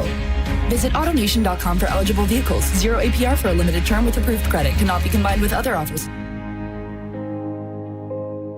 My daddy served in the army, where he lost his right eye, and he flew a flag out in our yard till the day that he died. America is turning 250, and Budweiser is turning 150, and we're celebrating big all summer long. So I hope this Memorial Day weekend, as you're reflecting on the reason we have these extra days off, that you put a Budweiser in the sky, fire up the grill, and toast to 250 years of America, and make sure you're staying tuned. They're telling me not to say much, but we are doing something huge this summer. If you are into grilling, chilling, drinking cold Budweisers, then you're going to have an opportunity to win what could be, and I mean this, one of the greatest prizes ever given away on 102.5 The Bone. So have a Budweiser this weekend, and God bless America. When the summer sun is bringing the heat, there's only one place that can't be beat. From spicy nights to toys that tease, XTC and Planet X aim to please. Too hot to sleep? Too hot to chill? Come grab some fun that fits the bill. Lingerie, novelties, games galore, and maybe a little something more. So when the forecast says heat wave tonight, turn up the passion and fun tonight. When passion calls and desire is a must, your secret is always safe with us. EVs and hybrids are taking over again. And Ken Ganley Kia has more than any Kia dealer in Tampa. With over 150 in stock, that means more options and savings for you. Lease a 2026 Kia EV9 starting at $269 per month. Or get up to $5,000 off a 2026 Sportage Hybrid EX. Drive with confidence backed by Kia's 10-year, 100,000-mile limited battery warranty. Ken Ganley Kia NewportRichie.com, where the savings are electric. For offer details, call 727-853-1393. Hey, it's Drew Garabo. Quick question as the year gets rolling. When it comes to your health, would you rather know what's going on inside your body or just hope that everything's fine? A lot of people who feel great have no clue something is bubbling beneath the surface until it's too late. That's why I want to tell you about our friends at Kraft Body Scan and a really smart way to take care of your health and get this year started in the right way. Right now, Kraft Body Scan is offering you their couples heart and lung scan, a scan value valued at over $2,500 for only $99. It's quick, it's non-invasive, and it can give you real peace of mind or an early heads up before symptoms ever show up. And it's something you and your loved one can do together. To take advantage of it, go to togetherwescan.com or call 813-851-1000. Make sure you use the promo code DREW50. This year, don't just hope everything's okay. Start the year knowing. Again, that's togetherwescan.com, 813-851-1000 with promo code DREW50. That's DREW50. Hey, it's JP. Look, I don't need to be an attorney to tell you distracted driving is bad. Tampa attorney Mo DeWitt sees the aftermath every day. It's awful. Do me a favor. Eyes on the road, hands on the wheel, and keep it right here on the bone. Injured on the go? Just call Mo. Just call Mo.com. Hey, it's Mike Calta here to tell you about my friends at Stingray Chevrolet in Plant City. They've been authorized to sell 200 new Chevys. These are the final days through Memorial Day. Don't miss the Stingray Memorial Day event. Have you heard? Trade-in values are up. Trade into a lower payment. You owe it to your family. Don't miss the final days of Memorial Day savings. When they're gone, they're gone. Visit StingrayChevrolet.com. Together, let's drive. Stingray Chevrolet. Relax, enjoy the difference. Wow, the words you say. Dave Matthews Band is coming to Mid-Florida Credit Union Amphitheater, Tampa.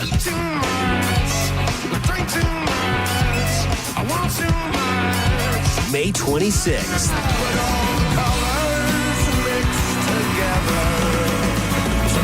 On sale at Ticketmaster.com. Don't miss Dave Matthews Band Live. John Senning here with my new buddy, Bratcher Brown. He's the president of Edgewater Family Wealth. Bratcher, what is the biggest misconception when it comes to planning for your future? Do you need to be well into your 60s or 70s? Do you need to have a bunch of money already ready to go? Tell us the best case scenario when you're looking to set yourself up for success. I think the best case scenario is having an accurate understanding of what do you have, what are your behaviors, and where are you trying to go, and whether or not you're on the path to get there, which a lot of people do not have. And, you know, getting a chance to talk to you a little bit, you are big on relationships, and that obviously comes first when you're trying to get somebody to entrust you with their future. Sure. That relationship is kind of the cornerstone of everything that comes after. Yeah, and I think the first step to building that relationship is educating people really without expecting anything in return, because we need to understand if you have what you need to get where you're going and whether or not I'm a good fit to help you get there. Now, do you need to be already fairly well off to start thinking about retirement and your future? No, absolutely not. And you frequently meet people who are just getting started on their journey. You get people in the middle, and you get people who are about to try to retire. And largely, most of those people have no idea where they stand on that journey. So if there's somebody listening and they think, you're speaking my language, I need to prepare, I need to do better when it comes to thinking about my future, how can they get in touch with you? Where can they see you, and how can they learn more? Yeah, if you're somebody who has kind of accumulated some assets and you're not really sure what to do with them in terms of how do I utilize them for my future, we're going to have an educational event at the Ruth's Chris in Tampa on June 10th. That's going to be a 30-person capacity, as well as a virtual session on June 3rd. Both of which you can sign up for on our website, efwevents.com. EFWevents.com. Please save a ribeye for me, if you will. Can do. Loaded baked potato. He is Bratcher Brown, EFWevents.com. It is Edgewater Family Wealth. Appreciate you so much, man. Don't miss Santa Gold, live at Janice Live Friday, May 22nd. Doors at 8. Get ready for a genre-bending, high-energy show you won't forget. Tickets on sale now at JaniceLive.com. Grab yours before they're gone. Veterans and active duty service members, when your call to service ends, your mission doesn't have to. Go from GI to IT in just a few months at My Computer Career. Prepare for a high-demand career in cybersecurity, protecting people, systems, and institutions from real cyber threats. Cyber warriors are needed now. Will you answer the call? Go to mycomputercareer.edu/CWP to learn more. That's mycomputercareer.edu/CWP, an elite CompTIA certification partner. VA education benefits are available to those who qualify. Support comes from Amazon Business. Unlock smart business buying with fast, free delivery on millions of items and practical AI innovations that automate repetitive tasks so you can make smarter decisions faster. Learn more at AmazonBusiness.com. Giving your liver a spring cleaning is easy with Active Liver from New Nordic, the delicious daily detox that will keep you feeling your best. Search for Active Liver by New Nordic on Amazon or pick up some at your local CVS, Wegmans, or GNC. 1025 The Bone. Real Raw Radio. WHPT, Sarasota, Tampa, St. Pete. Live from the WeatherTight Windows studio. And now, back to Senning Show. With your host, John Senning. I know my rent was gonna be late about a week ago. I worked my ass off, but I still can't pay it though. But I got just enough to get off in this club. Have me a good time before my time is up. Hey, let's get it now. Ooh, I want the time of my life. It's worldwide. Oh, baby. Ooh, give me the time of my life. Yo, let's get it. This Senning Show. John Senning away for the weekend. He'll be back after Memorial Day. Hope everyone's going to have a safe Memorial Day weekend. I'm Dizzy. I am his co-host. His number 2. The Spock to his Kirk. In a way, I don't know. I'm not intelligent enough for a Spock. Or tall don't want to be called Robin. You're not tall enough either. I'm just his number 2. We'll just go with that. I'm his number 2. Yeah. All right. I'm the Murtaugh to his whatever Danny Glover is. No, I'm making him black. All right.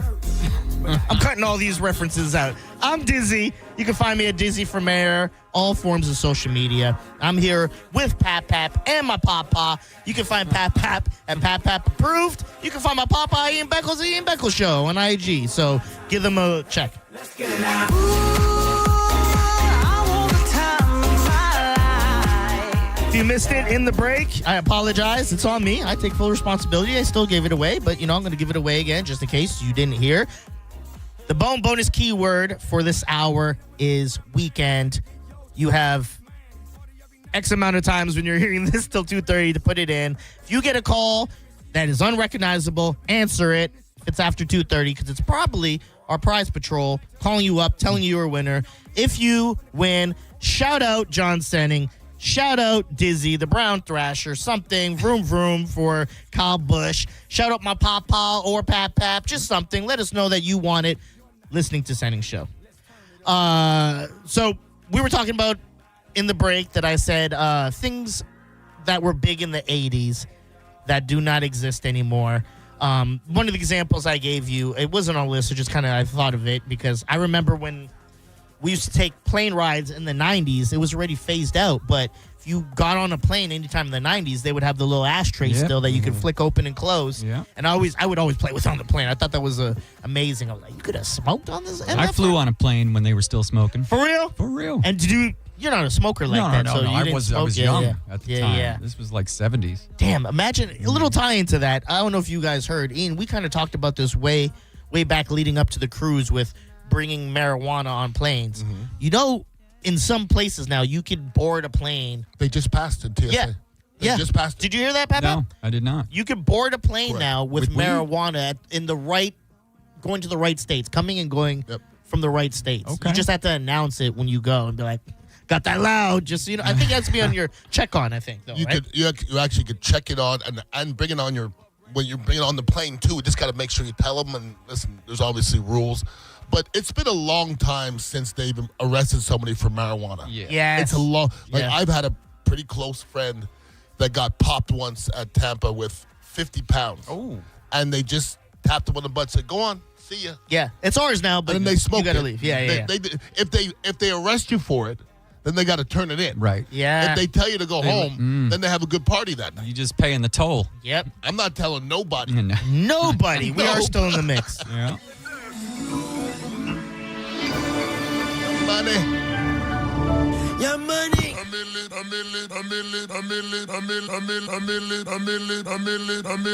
Get it.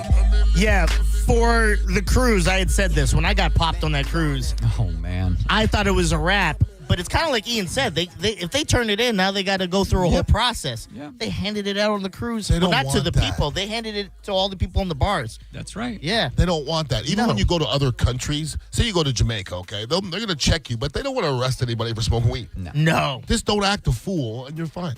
Yes. That's basically pretty all much it true is. in most situations Correct. in life. You're right. Yeah. You're right. Stop acting a fool. Yeah. So this first one I'm going to give you an example of. I'm very curious to see if either of you had to deal with it. I feel like Pat maybe more than Ian, especially because Ian grew up in the early years in Canada in school, right?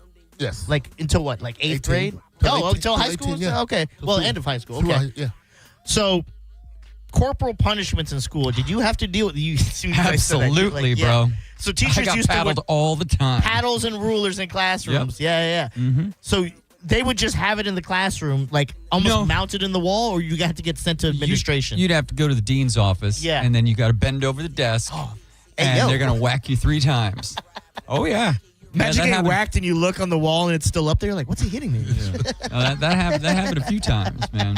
Yeah. Damn, bro. Mm-hmm. I couldn't imagine that. I And feel like, you would go into the bathroom. Yeah. And put your gym shorts on underneath your so you your could pants. soften the blow. So you soften the blow a little bit. But yeah, I got paddled a few times. Smart. I don't think my mother would let anybody paddle me.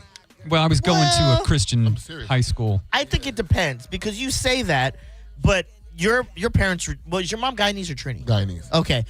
My pops, he said that was big in Trinidad. Like, that was a thing, and it was kind of just an understanding. Because I said the same thing. I was like, how did your parents let you? They go, because they were happy someone was correcting us when they weren't around. And back then, it was different. It was just like beatings were acceptable, and it was it's probably shouldn't beat your kids or do anything. But he's like, but it worked. Yeah, but I could see other relatives or people, in my circle. Yeah. But listen, I remember once I defended a buddy of mine, Raymond. Somebody was beating him up. I beat the dude up in his backyard. His mother grabbed me, brought me home. My mother opened the door to see a woman with their hands on her son. My mother grabbed that lady and slammed her against the wall. Don't ever touch my son. The lady ran away, and then my mother whooped me. And then she didn't ask me what I did. No, she just knew you did something. She just knew she wanted that lady to take her hands off of her son. Yeah. And then she slammed the lady. Lady ran, and then my mother said, "Get your ass in the house," and she tore my ass up.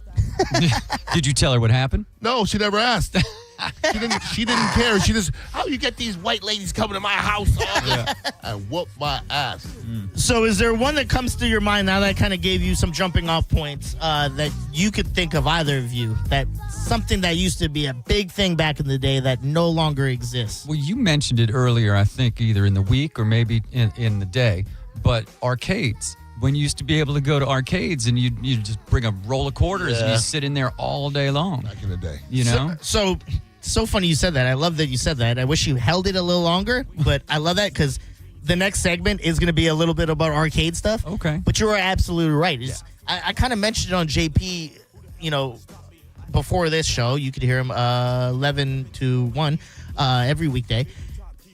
I used to love going to the mall, and we would pass the arcade store, room, whatever you want to call it, and you would just hear all the lights. Well, not hear the lights. You would hear all the noises, see all the lights, and you would just beg your mom for, let me get $1. Let me get $2. In Canada, you'd say, let me get a loonie, eh? Or a toonie, eh? Yeah, right. And you would just go off on the arcade. Yeah, go down to the Orange Julius, get yourself a nice beverage. Yeah. I lived in the arcade. I mean, I was in the arcade a lot, and I was a conniving kid in general. And we used to get the quarter, and then we used to put the tape and the string, and get down and lower it. And ding, ding, ding, ding, ding, and get a whole bunch of different credits. And then, once again, I was a devious kid. We were drunk one night, going by the arcade. My buddy kicks the phone booth, and it goes off the wall. Oh. And we picked the phone booth up. We start running with the phone booth. Oh. And we took it in the backwoods. The next day, we hit it with a pick for 5 hours. We got in it. There was $120 of quarters. That makes me be $1,000 back then, bro. You ain't lying. You gotta get the bonus from a phone, bro. Back in the day. Man. I used to, and this was in, this was 90s, but it's back to the payphones.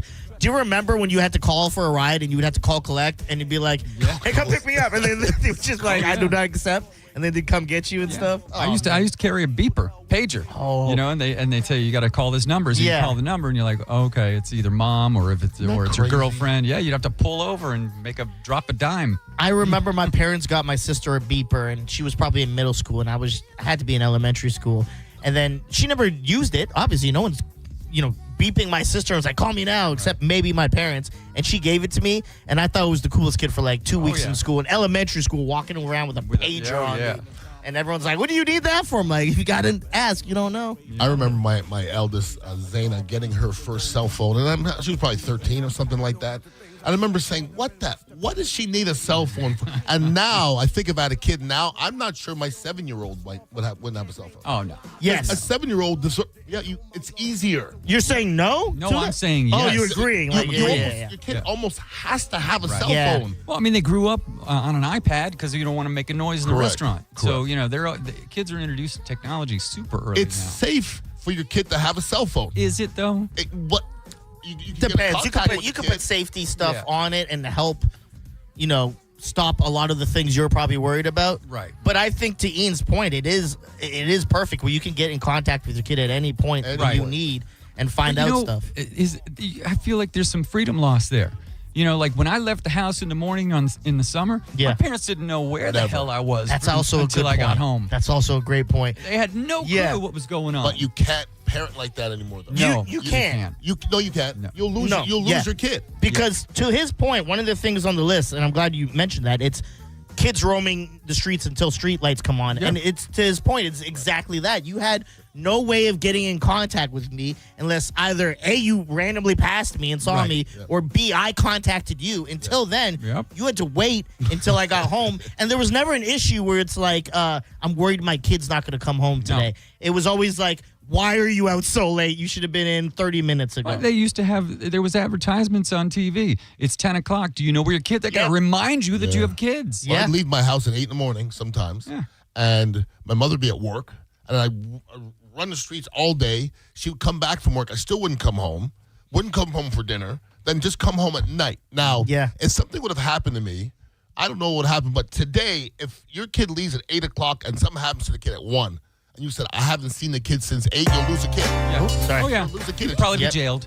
It's a different time. Yeah. We are still in the mix, by the way. And to that point, I don't know if you guys did that, but like my trick used to be like, all right, so you got to be on when the street lights come on. Mm-hmm. My friend wants me to spend the night. And I go, all right, well, I can't just rush home now because my mom's going to be like, no, you're home. It's dinner, blah, blah, blah. So I go, what if we just wait a little longer? And then I know my parents are going to go, I don't want to drive all the way over to your friends and pick you up at this time. Smart. So I try to trick them into being like, can I just stay here for the night and eat dinner and I'll come back in the morning? They'd be like, fine, whatever. Don't let it happen again. It would. But parents would agree to that stuff very easily. Yeah. Parents aren't going to agree to that now. No. I mean, they're not as much. Unless they know, they have contact information. The parents have been vetted. Yeah. They know it's a safe space.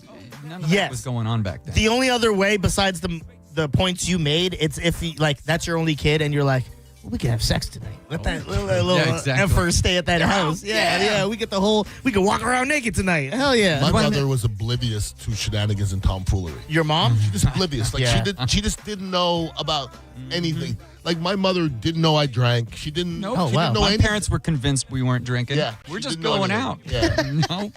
She just. We was my drinking. My Ian wouldn't do that.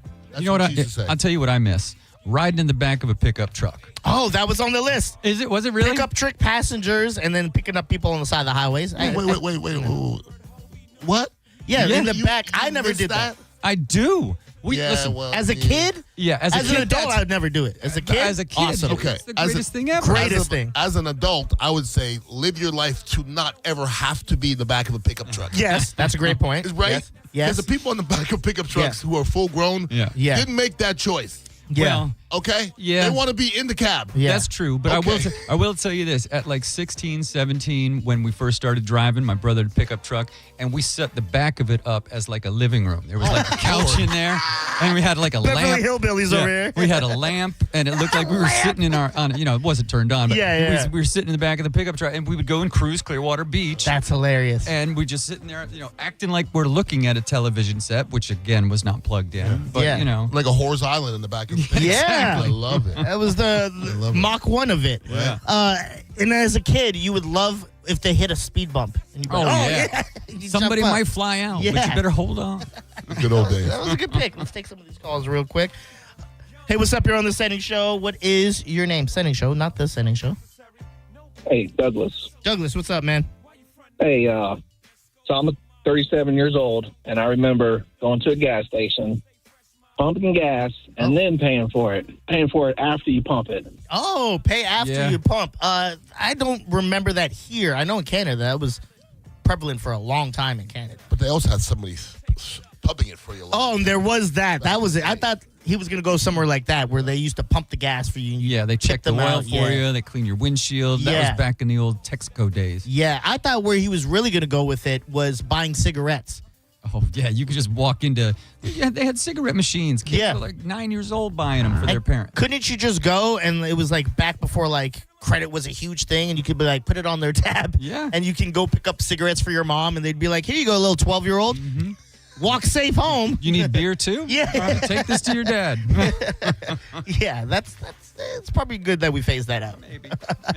Another thing I would say along the lines of like the pickup stuff is we used to drive so unsafe in the sense that like we'd have like my first car didn't even have seatbelts. Seatbelts. It was like you get in cars without seatbelts, or like little babies would have nothing to strap them in. You would just kind of sit them there and be like, hey, hold your head, you stupid baby. See, this didn't Don't happen. rock. This didn't happen in my world. But if I had a nickel for every time somebody said, "Oh, my dad used to pick me up with a beer in between his legs," I hear that all the time. Yep. Oh, like yeah. all the time. Yeah, my parents didn't drink by then, but yeah, I've heard a lot of that. A lot. Like at school, picking them up with a beer in between their legs, and I'm like, that's a different time. Yeah. That's a different time now. Take some of these last calls before we go to break. We are obviously still in the mix. This is Senning Show. That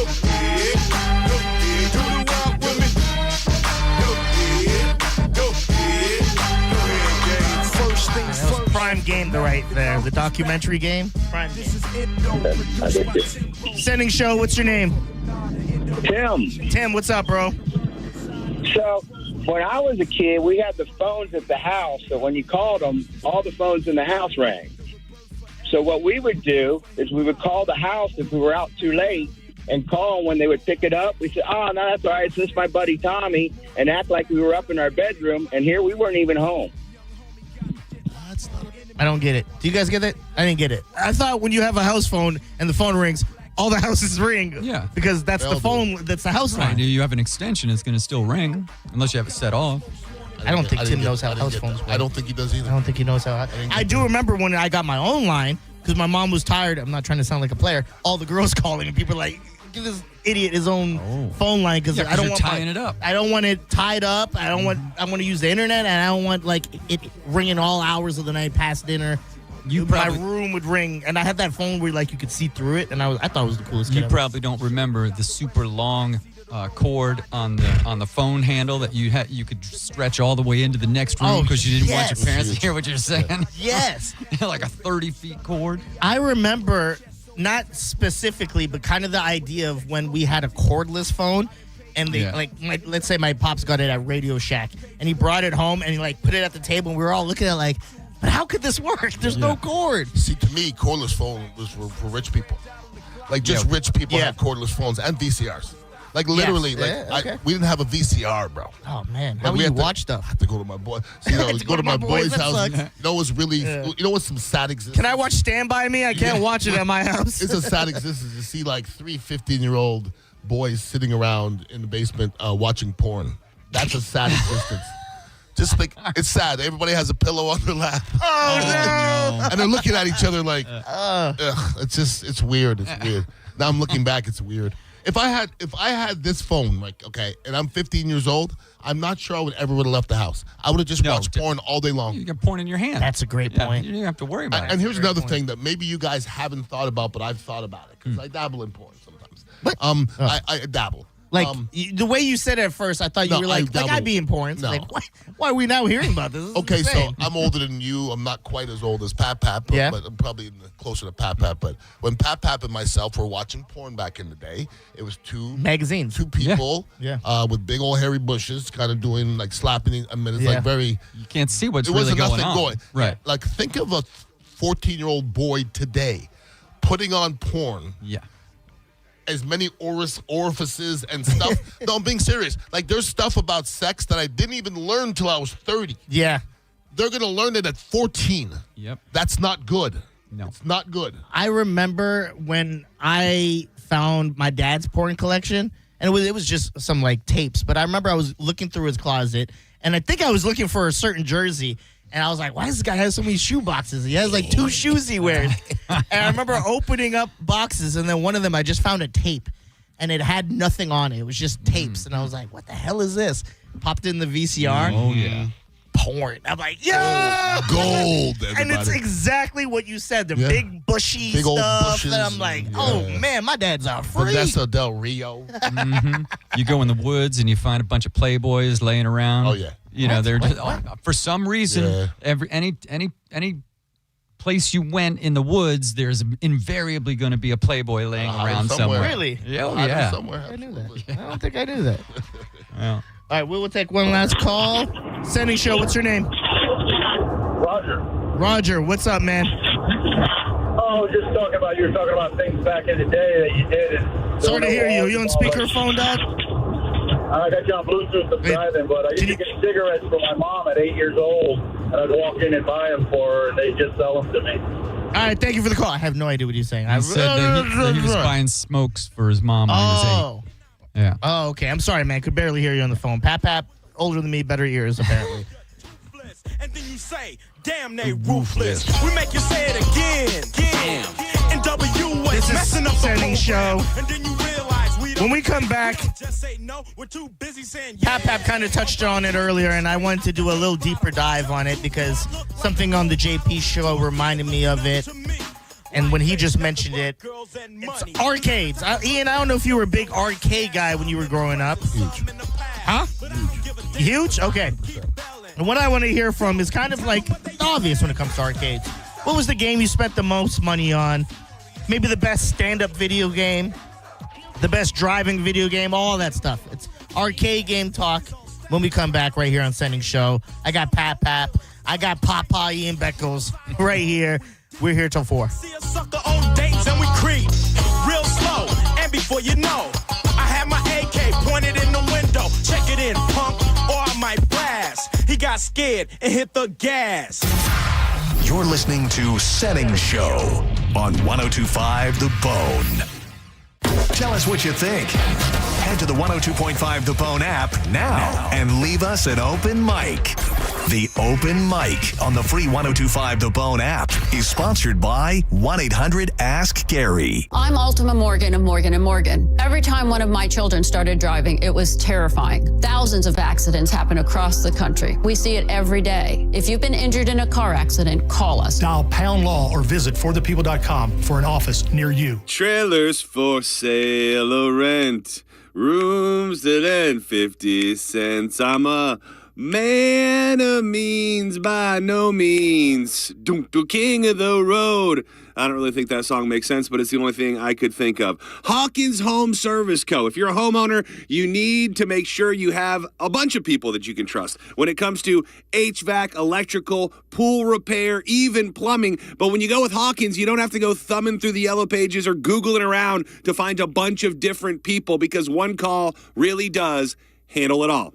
They've done lighting fixtures in my home. They've come out when the plumbing wasn't working just a few weeks ago. They saved my bootay when the AC went out on a Thursday night. And they got my pool running at optimal speed with a Pent Air pool pump that I can control right from my phone. Hit them up, and if it's your first time using them, 10% off just for being a Bone listener. So go now. You can book online. HawkinsServiceCO.com. Hawkins, one call. Handles it all. We're saluting our heroes with savings all month long at Crown Kia during the Memorial Day sales event. Drive a new 2026 Kia K4, just $209 per month. Or a new 2026 Kia Sportage, just $229 per month. Plus, we're doubling our military discount for active and retired service members. Shop Memorial Day savings all month long at Crown Kia, the better way to buy and service. Call 800-371-0942 for complete details. Turn up the temperature tonight at the Gold Club, where Tampa Bay comes to play. The hottest lineup, the boldest atmosphere, with more VIP rooms, more stages, and more champagne rooms than any other club. Experience it for yourself at the Gold Club, 6222 East Adamo Drive. Hey, it's Mike Calta here to tell you about my friends at Stingray Chevrolet in Plant City. They've been authorized to sell 200 new Chevys. These are the final days through Memorial Day. Don't miss the Stingray Memorial Day event. Have you heard? Trade-in values are up. Trade into a lower payment. You owe it to your family. Don't miss the final days of Memorial Day savings. When they're gone, they're gone. Visit StingrayChevrolet.com. Together, let's drive. Stingray Chevrolet. Relax, enjoy the difference. Hey, it's JP. Look, I don't need to be an attorney to tell you distracted driving is bad. Tampa attorney Mo DeWitt sees the aftermath every day. It's awful. Do me a favor. Eyes on the road, hands on the wheel, and keep it right here on the bone. Injured on the go? Just call Mo. Just call Mo.com.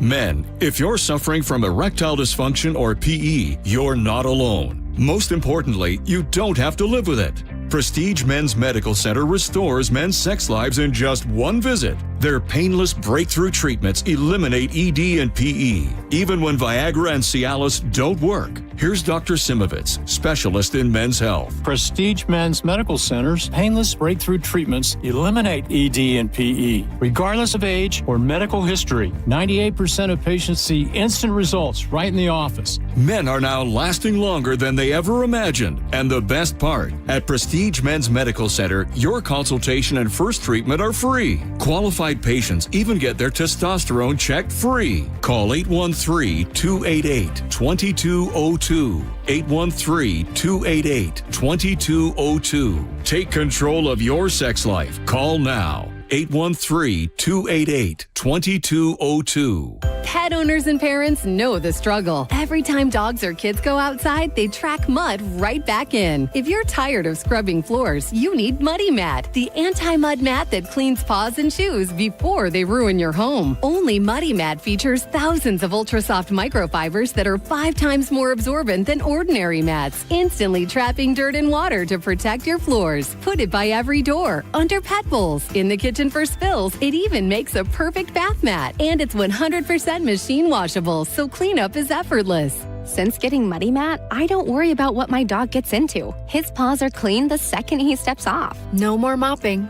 I love it. Thank you, Muddy Mat. Right now, get a free medium Muddy Mat with your order of 2 or more mats at buymuddymat.com. This offer is only available at buymuddymat.com. That's BUYMUDDYMAT.com. Don't wait. Get your free Muddy Mat today at buymuddymat.com.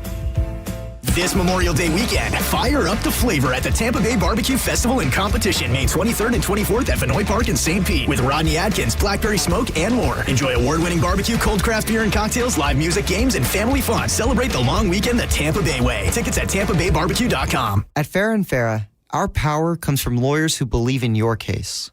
Tampa. Now, back to Real Raw Radio. Sponsored by Anajar and Levine, Accident Attorneys. Call 1-800-747-FREE. That's 1-800-747-3733. Now, back to Senning Show. With your host, John Senning.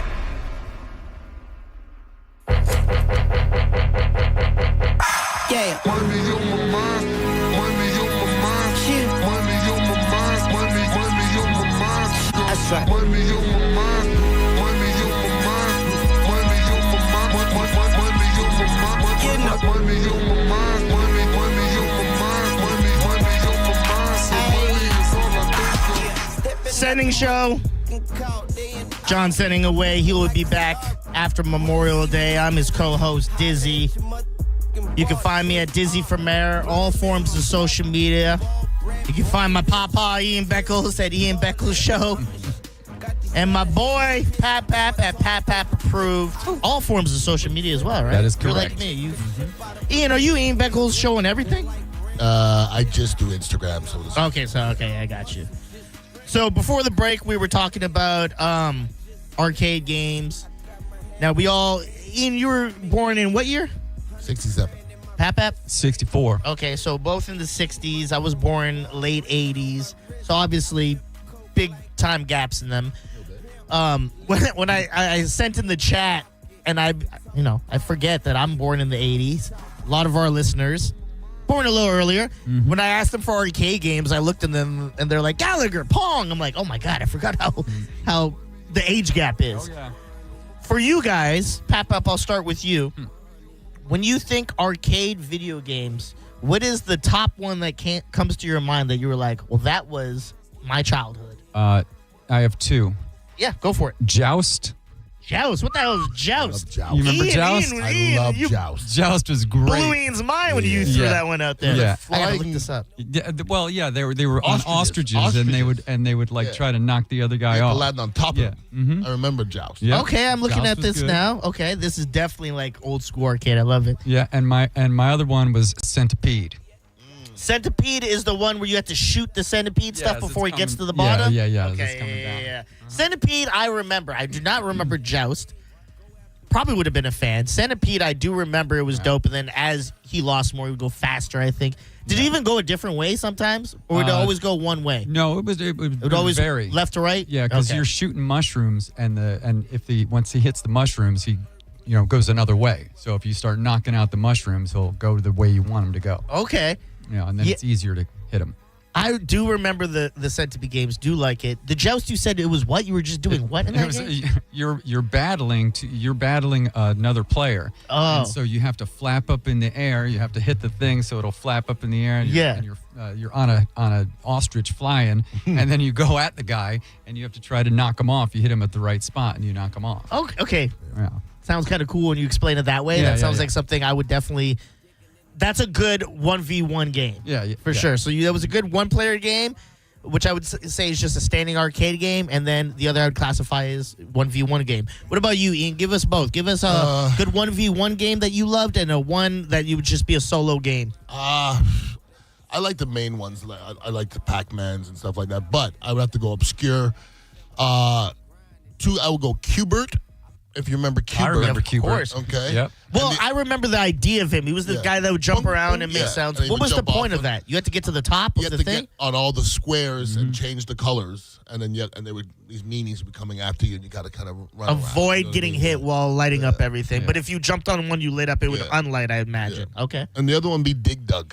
What's Dig Dug? I know the name sounds so familiar. You kind of dig through things, and you grab onto like the watermelon. You start throwing the watermelon at the bad guys, and I remember. Oh, this looks kind of cool, actually. Dig Dug? I don't remember this game at all. Kind of looks like what Bomberman then tried to do at one point.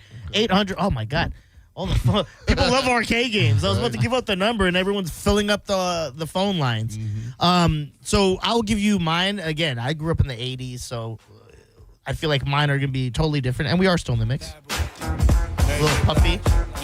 Mary J. Let's go.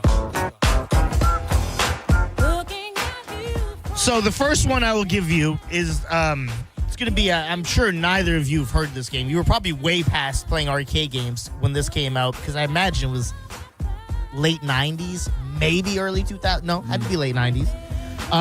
It was a game called Die Hard Arcade. And the whole point of it would be you would have to fight through this building to get to the top. You're saving the president's daughter. And you, what's the Yakamono, whatever the tower is that they're in Die Hard? Yakamono Tower. Yeah, you're fighting through that, and it's a punch 'em up game. It's a two-player co-op game. You'd fight through.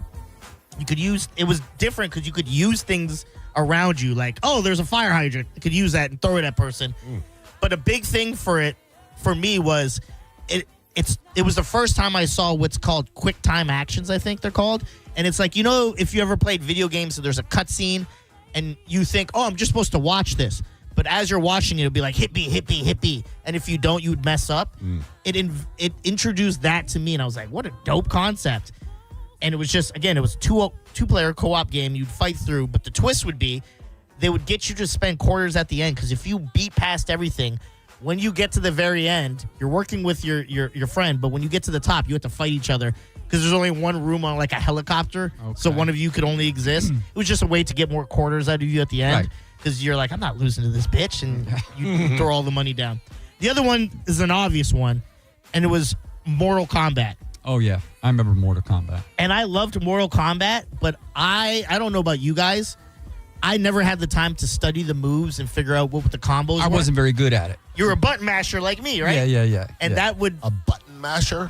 I would just hit whatever when I got close to you, and sometimes, because they're combos, you would hit the right combination by mistake and just, like, do some cool thing, and you go, well, I'm going to keep doing that. And that was another thing I would do with those games. If I found a combo, all of a sudden that worked, I'm gonna keep doing it. Wasn't that the game where you would rip a guy's heart out or throat or something? Yeah, they would have the fatalities and all that. Yeah. Which I was never good at it because you had to enter a combo. And if you were like me, you would hit a bunch of buttons. They would just punch the guy and they'd fall. And you go, well, this game sucks. 800-771-1025. The phone lines are basically full, but let's hear a couple. Here's the first one. Hey, what's your name? It's Rob. Rob, what's up, man? Hey, so my favorite was Galaga back in the day. Yep. And I liked it so much that I actually got that stand-up video game for the house for the game room. And wow. It actually says, it says class of 1981. It's got 60 video games from that era.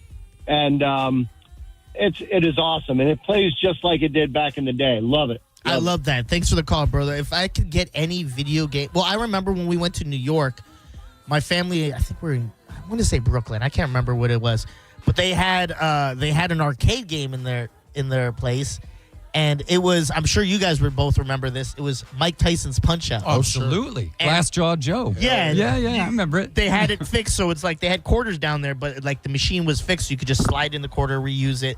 And I spent so much time I think his name was Little Mac, just trying to fight my way to Tyson. I never got there. Maybe got past 3 fights. I remember playing it not too long ago as an adult and going, this game is so effing hard. Yeah. I don't remember it being that hard. I think I got to Tyson. You got to Tyson? But then he just would kill him every time. I remember seeing a YouTube video on that and them explaining that basically you can't just get to Tyson and win. You have to get to Tyson, and then as you play there, you have to figure out, because each fighter, they basically had a combo they would do. A flaw and a combo. Like, this is his weakness, and this is something you cannot escape. And you wouldn't know that unless you got all the way to Tyson, which not that many people did. And we are still in the mix. But that game, quarters wasted. Senning Show, what's your name? Jared, how are you doing today, Dizzy? What's up, man? Appreciate you calling in. Here's a game you probably won't remember. It was called Track and Field. I love track and field. You would have to get a pencil and you get a pencil and you could run a lot faster. Yep.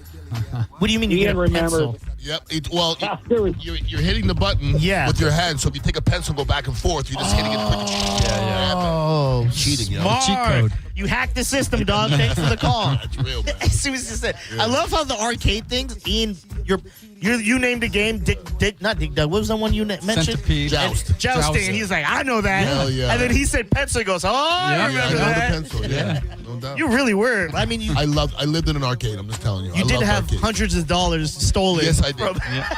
And you made it back on the phone booth. Don't worry. Yeah, right? Senning Show, what's your name?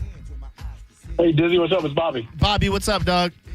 Hey, what's up? Yeah, with the Tyson game, you could get a code. You get to you can't get straight to Tyson. You got to go to like Super Macho Man. You beat him, and then you had to beat Soda Popinski, and then you go to Tyson. But and if you beat Tyson, it shows your record of like 14-1. Now, if you're really good, you go from the beginning, and if you go all the way to beat Tyson, it'll show 15-0. There is the big difference there. If you can beat them all, it'll show 15-0. But if you go to use the code, it'll show 14-1. But my favorite game of all time is Robotron. Back in the 80s. What is Robotron? What do you do in that game? The game sounds crazy. It's a two-handed shoot. Look it up. It's real difficult. One hand shoots, one hand fires. Or one hand shoots, one hand moves. I'm looking at the images. It looks insane. Hey, thanks for the call, Bobby.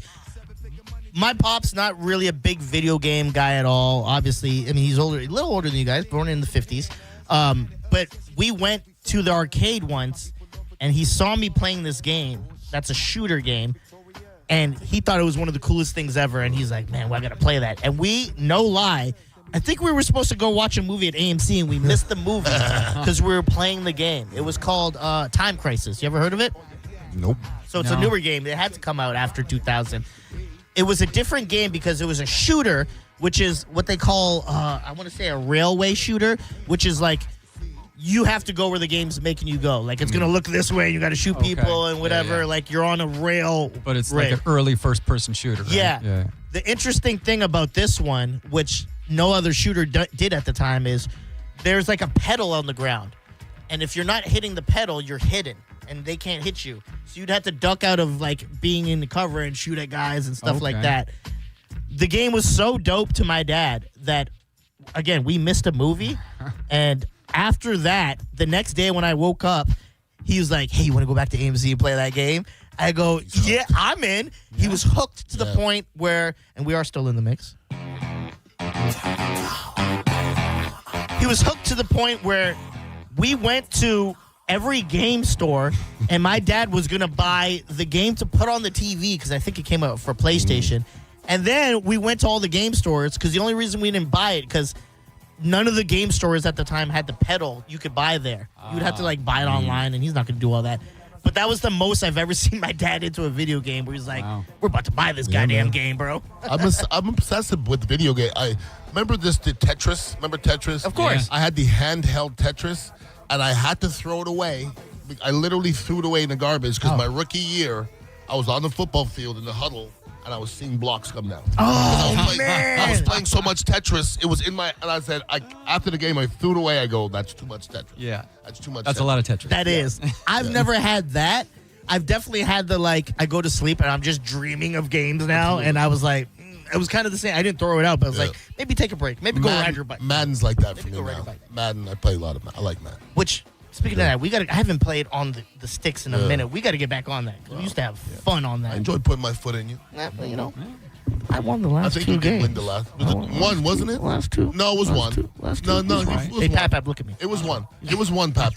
He's wrong. No, we played the new NCAA. Where to look? He's a short He was liar. beating me. He was beating the blocks off me in an old NCAA AA game, in the college game. The newer one came out. I beat him once at his house. We didn't play for a while because I almost, in a sense. So you talk about 2 different games? You can't do that. Yes, we can. You can't say I beat you at arm wrestling and I beat you at checkers. Those are 2 different games. Here's the thing. You beat me in the last year's game. The new one came out. I beat you, and I didn't want to play him again because I was like, retire undefeated. Obviously, he's going to talk his trash. So I played him again, and I beat him, and we didn't play since. And it wasn't because he didn't want to play. It's just what about before since. that? My foot was in you the whole time. Kuna Matata. You know what I'm saying? I haven't even taken it out. Hey, it means no worries. Last call. Senning Show. What's your name? It's Rob. Rob, what's up, man? Hey, so one nobody's mentioned in the thing. I did Gauntlet, but Spy Hunter was badass. Sky Hunter? Spy Hunter. Oh, Spy Hunter. What do you do in that game? Hunt spies? You drive you're like a James Bond agent. You got this car that's got, you can drop oil slicks. I remember this game. I just Googled it. I definitely remember this game. Yeah, it was a good pick. I miss a good racing game. Yeah. This isn't obviously a racing game. Like you said, you're attacking other cars and making it to the end. Like Cruising USA, Cruising the World. Do you remember playing those games? I definitely played Cruising USA. Those were the games back in the day. I haven't been to a Game Zone and stuff like Dave & Buster's recently to even really know what the games are nowadays and if they still make new arcade games. I think most of them are classic, though. Nobody gets drawn to new stuff anymore, it seems. I feel like the only things you would see now is, one, they probably have a lot of VR games now that you pay for. And then it's a lot like Dave & Buster's. Last time I went, they have Basketball Connect 4 and stuff. Right. Those are kind of cool. I do remember those, though. All right, so when we come back, we will be hitting the John's Joints. I believe Drew Garabo is going to hop in and do the hour with us, as he usually does when John's in. He was kind enough to bless me with his presence with the joints. So a couple minutes, Drew Garabo will be in. We will burn down some joints with actually 2 other avid smokers. So allegedly. Yes, allegedly. When it comes to the joints, one of the main things we are going to be talking about, let me see if I can just move this out the way and bring this up, is who's to blame? I got a couple different stories. Roast, Kevin Hart roast. Have you guys watched the Kevin Hart roast? Yeah, I watched it. I watched parts of it. Something to do with the roast. Something to do with the teacher that actually involves something we talked about the 80s. And if parents should be held responsible for bad kids. And I'll explain that more when we come back. This is Senning Show. Don't be blowing me up. Ain't getting up. If it ain't about the money. Ain't no use to you ringing my line. Stop wasting my time. If it ain't about the money. Nah, I can even hear what you say. I ain't finna do. If it ain't about the money. You can miss me with it. You can miss me with it. Turn it. You're listening to Senning Show on 102.5 The Bone. Big winners, right? The Bone Bonus. Congratulations, winner. You'd won $1,000. Is this real? Seriously? Oh my gosh, this is incredible. And I won this listening to Drew Garabo Live, my favorite show on the bone. I'm about to go on vacation to see my kids here in a few days, and getting that $1,000 is going to be so helpful. Oh man, this is just awesome. Keep listening to The Bone for your chance to win cold, hard cash. It's The Bone Bonus. Sponsored by Farah & Farah, Tampa's accident attorneys. FarahandFarah.com. The Bone Bonus is back. 102.5 The Bone. Real, raw radio. Car accident? Take back control of your life. Call Anajar and Levine, accident attorneys at 1-800-747-FREE. Let us burn one from end to end, then pass it over to me, my friend. If you haven't gotten your medical marijuana card, what are you waiting on? It is so easy, especially when you go with marijuanadoctor.com. Over 50 locations across the state. There is one near you. Let me break it down for you. You go, marijuanadoctor.com. When you book the appointment at your nearest location, use the code BONE30. That's going to save you $30 off that initial certification. Nobody else is doing savings like that. You'll meet with the doctor and the staff. It'll be easy, breezy. You'll be out the door and certified the same day, going to your new favorite dispensary, stocking up on flour, pre-rolled joints, tinctures, edibles, vape cartridges, and everything else. But you got to get certified. Do it today. marijuanadoctor.com and use the code BONE30. I want you to take a moment and think of one thing that you really wanted to do recently, but you didn't because your foot, leg, or back pain got in the way. Hi, it's Dan from the Good Feet store. Well, you're not alone. We hear it all the time. Folks fed up with living with the pain that's been keeping them from doing what they love, looking to us for a solution. That's why we're here, to help you get back out there. Good Feet arch supports from the Good Feet store are designed to alleviate, even eliminate, foot, knee, hip, and back pain. Plus, provide improved balance, more comfort, and, well, a better life. Let us show you how we can help turn your pain into possibilities with a free fitting at the Good Feet store. You'll be personally fit by an arch support specialist. You'll walk around, see how they feel. Then you decide if they're right for you before you buy. With over 200 stores, there's likely one just a hop, skip, and a you-know-what from you. Find yours at goodfeet.com. Stop by any of our 5 locations throughout Tampa, St. Petersburg, and Sarasota today, or visit us at goodfeet.com. Guys, here's the truth.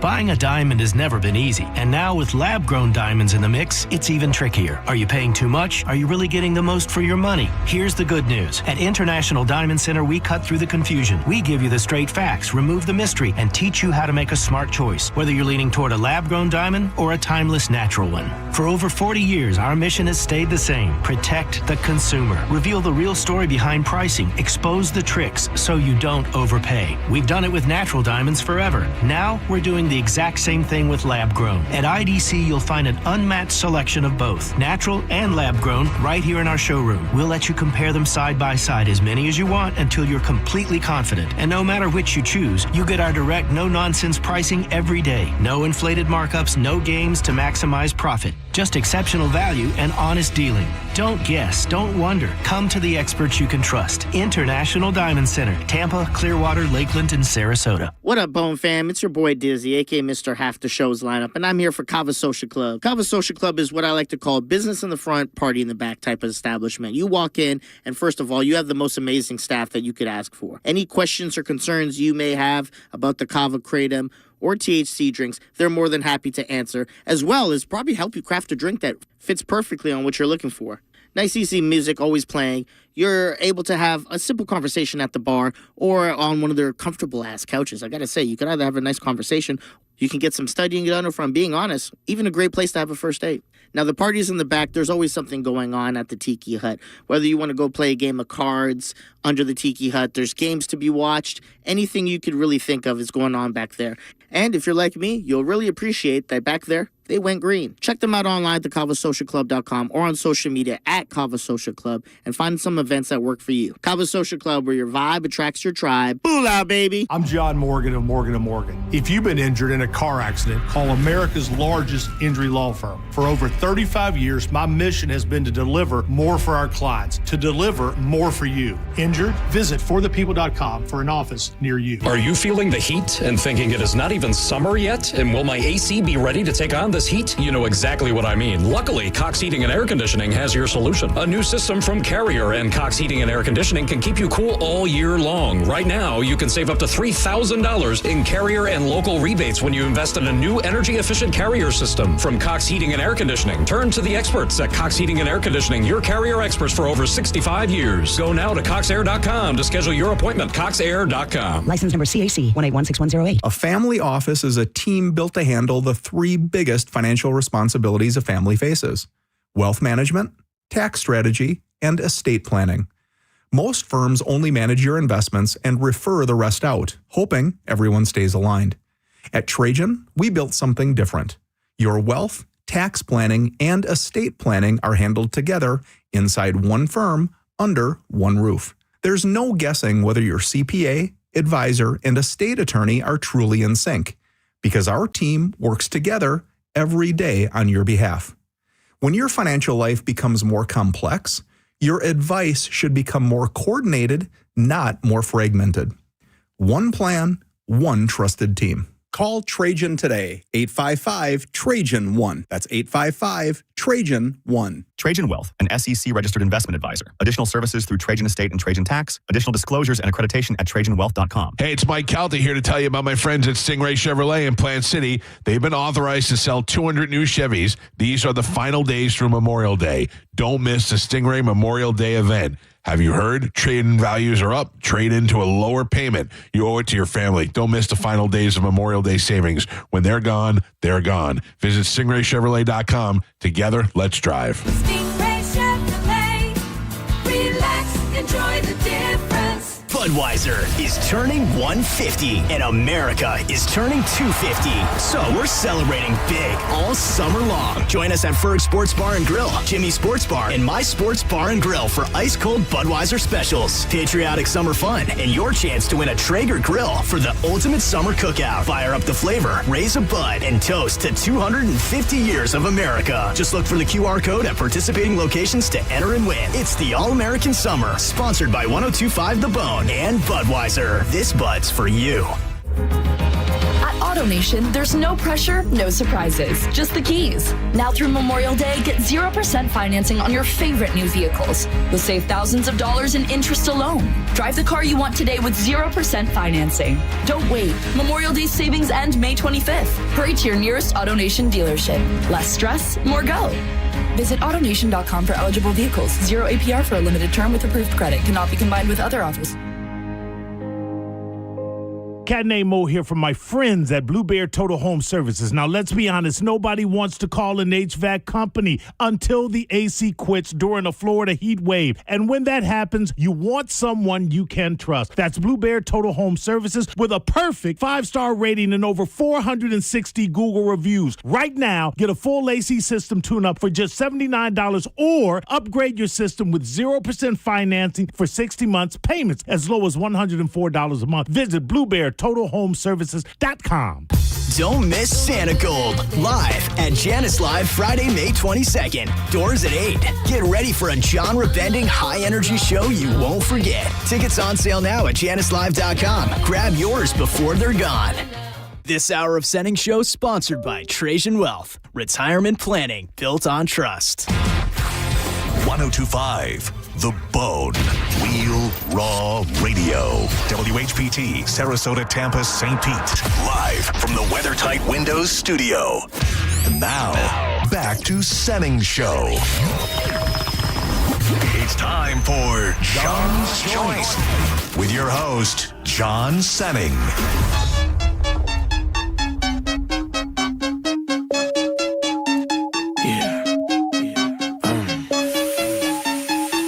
I think I'm gonna try something that I ain't never did before on this one. Let's go. Senning Show. I am his co-host, Dizzy. John Senning will be away till after Memorial Day. He has family in town. He's hanging out, taking a much-needed vacation. But I'm not alone. Like I said, I got my Pap and my Pawpaw, Ian Beckles, Pap. And every 3 o'clock, every weekday, we roll up some joints, and we are joined by Drew Garabalo. Wait a minute. What an intro. I was killing it. The guy who comes in every day, I go, Drew Garabalo. These guys get Drew finish names, and I got to be Garabalo. I've been called that since 9th grade. Thanks, man. Made him Hispanic. Jeez, Louise. Drew Gelato, nice to see you. Yeah. Glad you're here. I got my Pop over here, my Pap. I can't even be Grandpap. I got to be Garabalo. Thanks. Maybe you meant like Rob Lowe, except with Garab. I like that. Okay, there we go. I was just calling you handsome. It was a hidden compliment. You're welcome, Drew. Thank you. Drew, first of all, thanks for hopping in with us. Hell yeah, dude. I don't know if you heard some of the earlier show, but I want to throw some things at you because I would love to hear your opinion on some of the things we covered. Okay. First, you were born in 70s? Thank you. No, 2 years after Ian, I believe. You said 67? 67. Oh, 69, dude. There you go. Nice. Okay. Things from the 80s that don't exist anymore. We named a couple of them. I want to know some of the things that you remember. We went through things like, cigarettes. You used to be able to smoke on planes. Sure. Picking up cigarettes for your family. Pat brought up riding in the back of pickup trucks. Oh, yeah. Used to be a thing. What is some things from the 80s that come to your mind when you think 80s that we don't have anymore? Right away, I'm thinking the ability to have a conversation about politics without hating someone. Well said. Is that a little too profound than what you're looking for? I'm in with that. My argument to that, because I agree with that, I think back then, nobody wanted to talk politics. No. You weren't allowed. If you were at the dinner table, you didn't talk politics, you didn't talk religion, and that was it. True. Yeah. There was nobody broke those rules because there were always fights, and nobody did it. I think politics has changed too. I think Definitely. If you listen to identity politics. if you just listen to politics 10 years ago, it's changed from today. Yeah. When I listen to people talk today, and I'm not on a side, not even close, Same. they're just getting us to hate each other if you're not listening. That's right. Correct. Division is the goal. Tribalism. If I talk to somebody and their first thing is, well, the Democrats or the Republicans, I'm out. Bye. I'm out. It's two heads of the same snake anyway. Dude, we're all on the same We're page. all brothers and sisters. Come on, man. So that's the first one. Okay. Arcade games, like you guys were just talking about. When's the last? I mean, they've got the retro arcade thing down in Tarpon Springs, but like, when's the last time you went into an arcade and played a new arcade game? Great point. I think I kind of mentioned a little bit of like only Dave and Buster's I've been to. Yeah, and it's a lot more like I said, like you're playing Connect 4 but basketball with your friends. Right. It's not more like we grew up on or where it's VR like stuff. Yeah. Dave and Buster's to me is not an arcade. No. Yeah, it's a family fun center. Exactly. Yeah. An arcade is just video games, no food. Nope. Maybe a pool table. No TVs where you can watch sports. Maybe a pool table. Maybe. Maybe not, no. But maybe not. I'd rather not have a pool table. Bro, air hockey or the USSR little hockey thing under the bubble where you're like, you probably don't remember. Air hockey. Let's see. Other things from the 80s. Rubik's Cube, no longer allowed around. Rubik's Snake, no longer around. Station wagons, are those still a thing? I don't know. I so want a station wagon. Same. I really, really do. Big old burger mobile. Yeah, man. With the seat in the back that faced out the back window. With the wood panel on the side. The Woodies. Oh, man. And that goes hand in hand with my next one, drive-in movies. I mean, you can that's get a great like one. 6, 8 of your friends and go into a drive-in. They still got one in Lakeland, the Silver Moon. And I think there's one down in Ruskin, which I heard you gave a shout out to earlier. But other than that, I don't think there are any drive-in movie theaters. We are still in the mix. Oh, good. Oh, snap. 1, 2, 3. Yeah, international. With the drive-ins, because that kind of brought up a good point to me. What is the best movie you saw in the drive-in that just blew you away? Alien. That's a good one. That would be a great one to see. Yeah. Oh, great one to see. Yeah. Oh, man. And we sat on top of the station wagon and watched it. Oh, that's even awesome. You put a blanket up there, and then you watch it from up there. Yeah, those cheesy horror movies, we used to like get a bunch of microbrews and go to the one in Orlando and watch like cheesy ass like a Roger Corman movie. Yeah, and like I Spit on Your Grave and things like that. That's a great movie. That's either Rape Revenge, baby, or Grape. Sorry, Grape Revenge. I think I saw Grease. That's a random one to watch. You may just be thinking that because there's a drive-in movie theater scene. Is that what it is? Yeah, I think that's it, because I thought the same thing. Maybe I didn't. I swear to God. Stranded at the drive-in. Monday at school. In his mind, Ian's in the T-Birds. Yeah. And he's like, Sandy, why you got to do that to me? Yeah. I went to the drive-in and we worked on my car and I had that big race. When Grease comes on, and I'm a big Grease fan. Same. Sometimes I feel not black. Oh, well, I love Grease so much. Like I'm so like good. I know all the words. So good, and dude. then sometimes I'm like, Are you a Grease 2 guy or no? No. Yeah, I understand. No, Grease 1. Yeah, I was held hostage by Grease 2 on HBO, so I watched was it. Kinnicky in 2? I don't know. No, only Frenchie and Eugene. Well, The if two Kinnicky's The holders. two you didn't ask for. Okay. A hickey from Kinnicky's That's like right. a calling card, baby. Yeah, but you had Scarface's wife in there, Michelle Pfeiffer. Oh, yes, she right? was. Yeah. Yep. She Yeah. was in Grease 2. Yeah. Yeah. Yep. She can sing? She was a Sandy role. I don't know that I'd go that far, but she had some songs.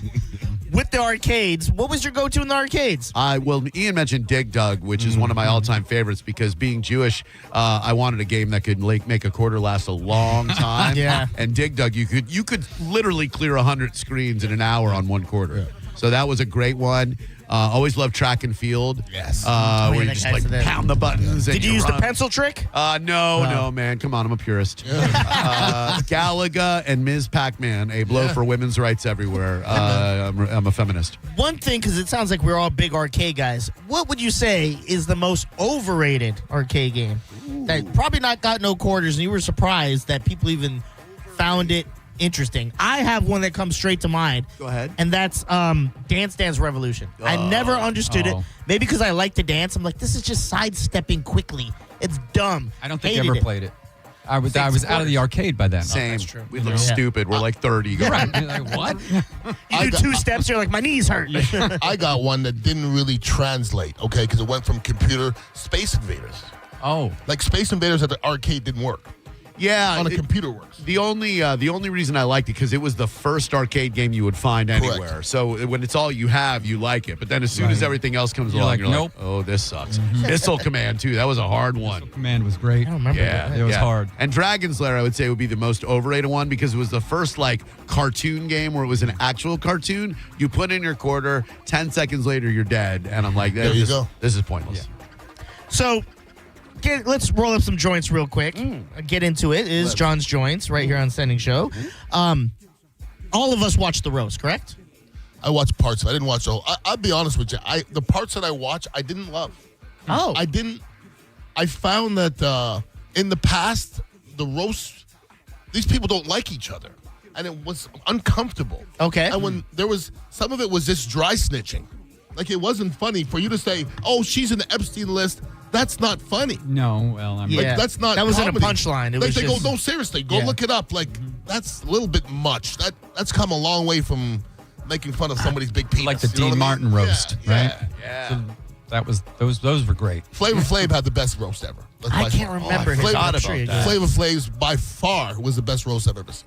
Really? Oh, I gotta go back and it. listen. Please Or go watch back. it. There Was Yeah. Chuck D one of the, did Chuck D roast him? Chuck D dropped him off. Yeah. And Flav goes, come on in. He goes, I'll be right behind you. And then he took off in a limousine and he left. He's like, I'm not doing yeah, that. Chuck D, I'm not doing Chuckster's not a roast guy. this. No, he's not. And Drew, you didn't watch it at all? I'm not a roast guy, man. The Tom Brady one was clever, and I really enjoyed the fact that one of the greatest athletes ever allowed himself to be brutalized by all these people, but they just don't do much for me.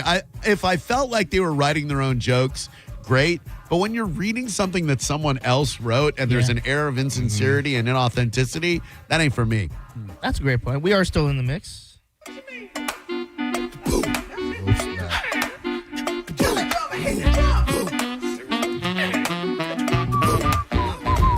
So, if you did watch the roast, I felt, at least me, and Ian, you were kind of talking about people who didn't like each other.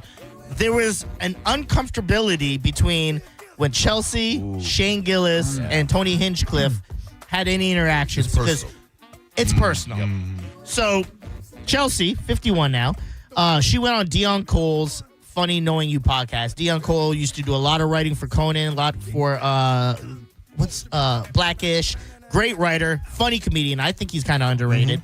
And she basically was calling out Shane Gillis and Tony. She says, I knew enough about Tony and Shane. They're racist, they're bigots, they're sexist.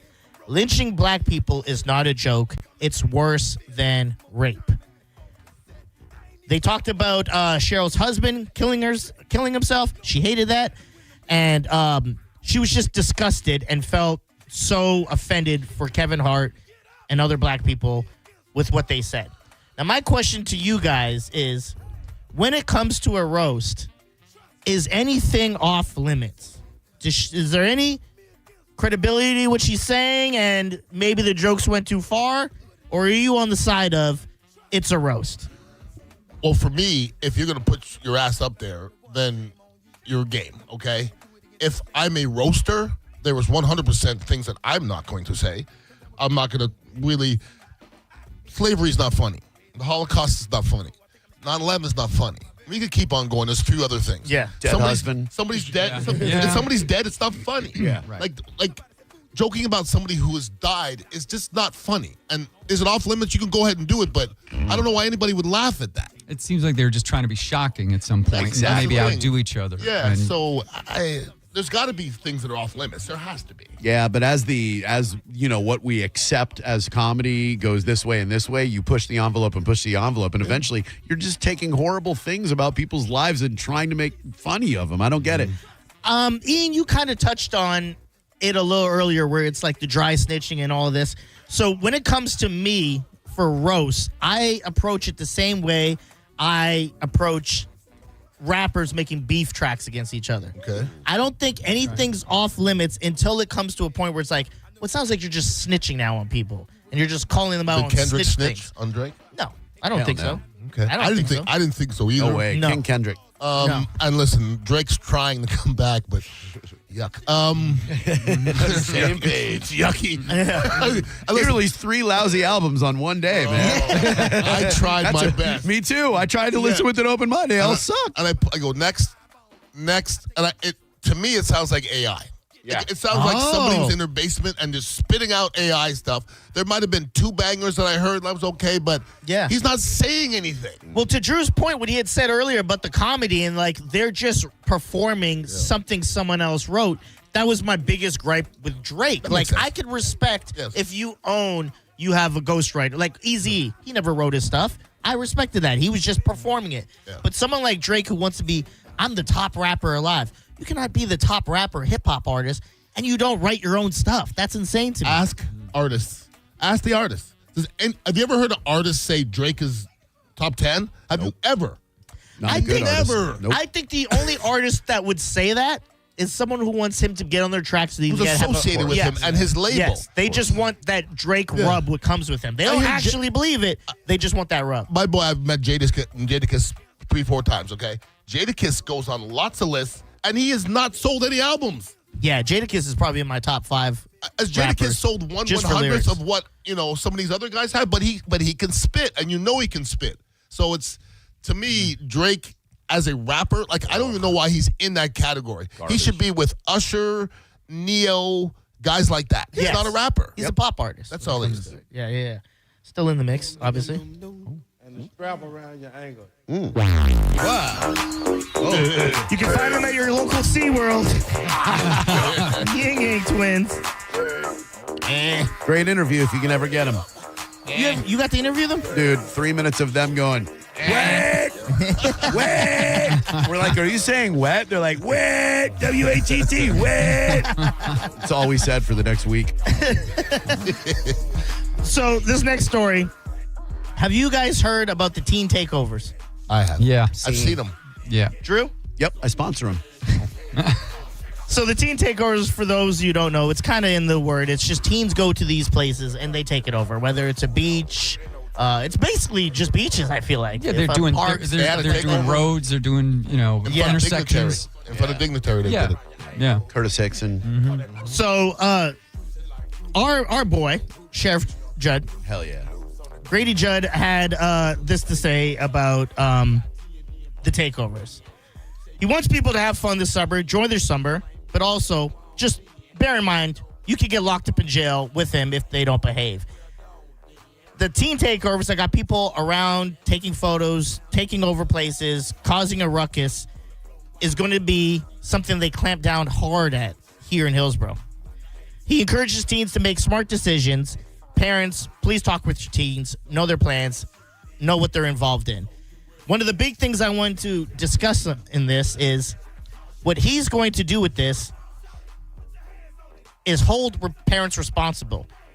Your kid goes out, gets in trouble, does one of these teen takeovers. When they get in trouble, they can go to jail, but you also can go to jail for the stuff they did. And I kind of want to throw it out there to you guys and see. Oh no, my computer just went out. Hey, listen, if your dog bites somebody, you're on the hook. Right? So, I mean, if you're not raising your kid right and he goes out and does something super stupid, that's on you. Yeah, but this is America, brother.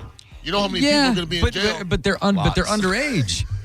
But dude, can't charge him as an adult. You can do as much as you can to be a great parent, okay? And listen, I think I did okay parenting, but you did. But if you told me that Marcus was in a takeover, that wouldn't be the craziest thing in the world. He's just being a kid. Nope. Yeah, I'm not saying necessarily for a takeover situation, but I think you should absolutely somehow bear responsibility for what your kid does and what you've taught that kid and how you've raised that kid. I think it depends on the age. I think 16 and over, it's perfectly reasonable to let your kid go live a life somewhere, and you can't monitor them 24/7. You can have the Life 360 or whatever, but under 16, yeah, I mean, you should know where your kid is at all times, and he gets caught up in some melee or a fracas, then I think you can be held responsible for that, but not above 16, man. It's going to be tough when you see 20 kids congregating and you're calling their parents. We're coming to arrest you. Like, good luck with that. Oh, man. Good luck with that. Right. We are still in the mix. Ian, I don't know if you knew this, but never forget, my aunt was in this video shaking her ass on Jay-Z. Excuse me? What? Huh? You never knew that? Your aunt is in this video. Stop it. Yeah, because you know... What? Did you know that half of this video is shot in Miami, but the other half is shot in... Where? Trinidad. What? Really? During Carnival. Your auntie's in this video. She's walking next to Jay-Z and just like, I might have ran a batch, auntie. Oh. You never know. You never know. I hope your auntie ain't Samantha Fox, because she has accepted many of mine. Yeah, she has. My thing when it comes to this whole Grady thing is, like, I'm on the side of, yes, parents should be held responsible for certain things. I think now, finally, we are charging school shooters' parents who are irresponsible with their guns and everything. Yes, you should be held responsible. Keep better control of your guns where they are, the access to them, knowing what your kid's up to, for sure. I would even say probably I could see stuff involving cars, drunk driving and killing people, speeding. You gave the keys to your kid. You didn't ensure that they were that responsible. Right. Obviously, kids are going to be kids. Mistakes will happen. Yeah. But I think there are certain things where, yes, charge the parent. I don't think these teen takeovers, I'm kind of on Ian on that side of it. It's kids are going to be kids. And sometimes you could just be the kid in the wrong group of friends, which happens. Yeah, and you're true. not the bad seed. Yeah, and I'm not saying you don't charge them with the crime, but you gotta hold them accountable at some point. I mean, neglect charge, yeah. You know, so like a vandalism charge or something, or maybe a fine. Oh, yeah. You know, hit them in the pocketbook. But if you can't prove that the parents were negligent, okay, that would have to be see now in a gun situation. If a kid goes and gets a gun and it's a parent's gun, okay, I get that. But if the kid goes to somebody else's house and gets a gun that the parent knows nothing about and kills somebody, you can't put that on a parent. It's so much to put on a parent. Right. Like, if you didn't take my car and you went to somebody else's car in a takeover, and like that's a lot to put on a parent. Let me ask you a question, Ian. Yeah. Would Marcus ever do that? Sure. He would? Sure. I'm not going to lie to you, yes. Would Marcus ever? Yes. Marcus done stuff way dumber than that. All right. Dumber than hey, no dry snitching. Okay. And if he was right here, I'd say, you know you're that dumb. Yeah. He knows it, and he'd be like, yeah. All right, yeah. you're wrong. But no, you're wrong. Yeah. My daughters, not a chance. Okay. Marcus, he might have let it. Okay. Oh, really? Because I was going to say, is it probably because, like, I did dumb stuff. We all but it was did. the crowd I was with, obviously. It wasn't like I was leading the charge, like, let's go break this stuff over here. Yeah, but Marcus was just a young boy. He just did dumb stuff, like stuff that I would have done. Listen, I was devious, he was devious, and I caught him because we're the same people. Right.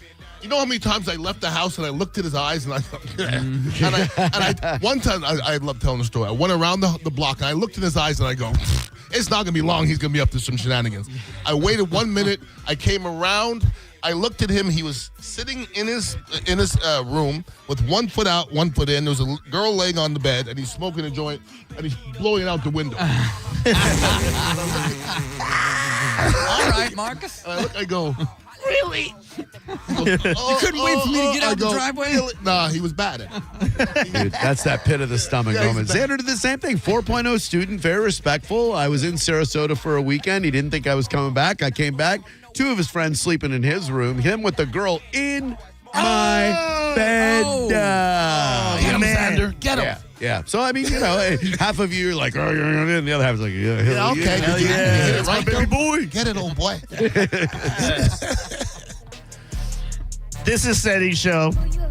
I'd like to thank, first of all, Ian, because I know you got to run for this last segment, but appreciate you coming in, hanging out with us, having some laughs, helping the time go by fast, brother. He's going to go represent Johnny B in the Orlando Lakes. Oh, yeah. Hell yeah. Laugh out loud. Plates and punchlines, what's it called? Something like that. Something like that. Come to Orlando Lakes and just look for Johnny B. Yeah? Okay. By the way, big ups for the old school KG Minnesota Timberwolves. Man, that's a hell of a jersey to rock right there. That's one of the best jerseys ever.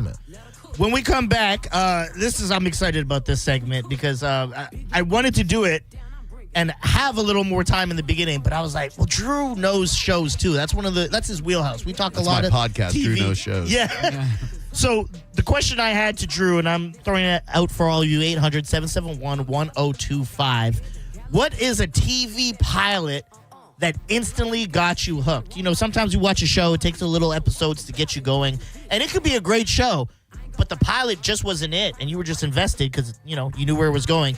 But what's a show that you watched the pilot and you went, I got to at least watch the next episode?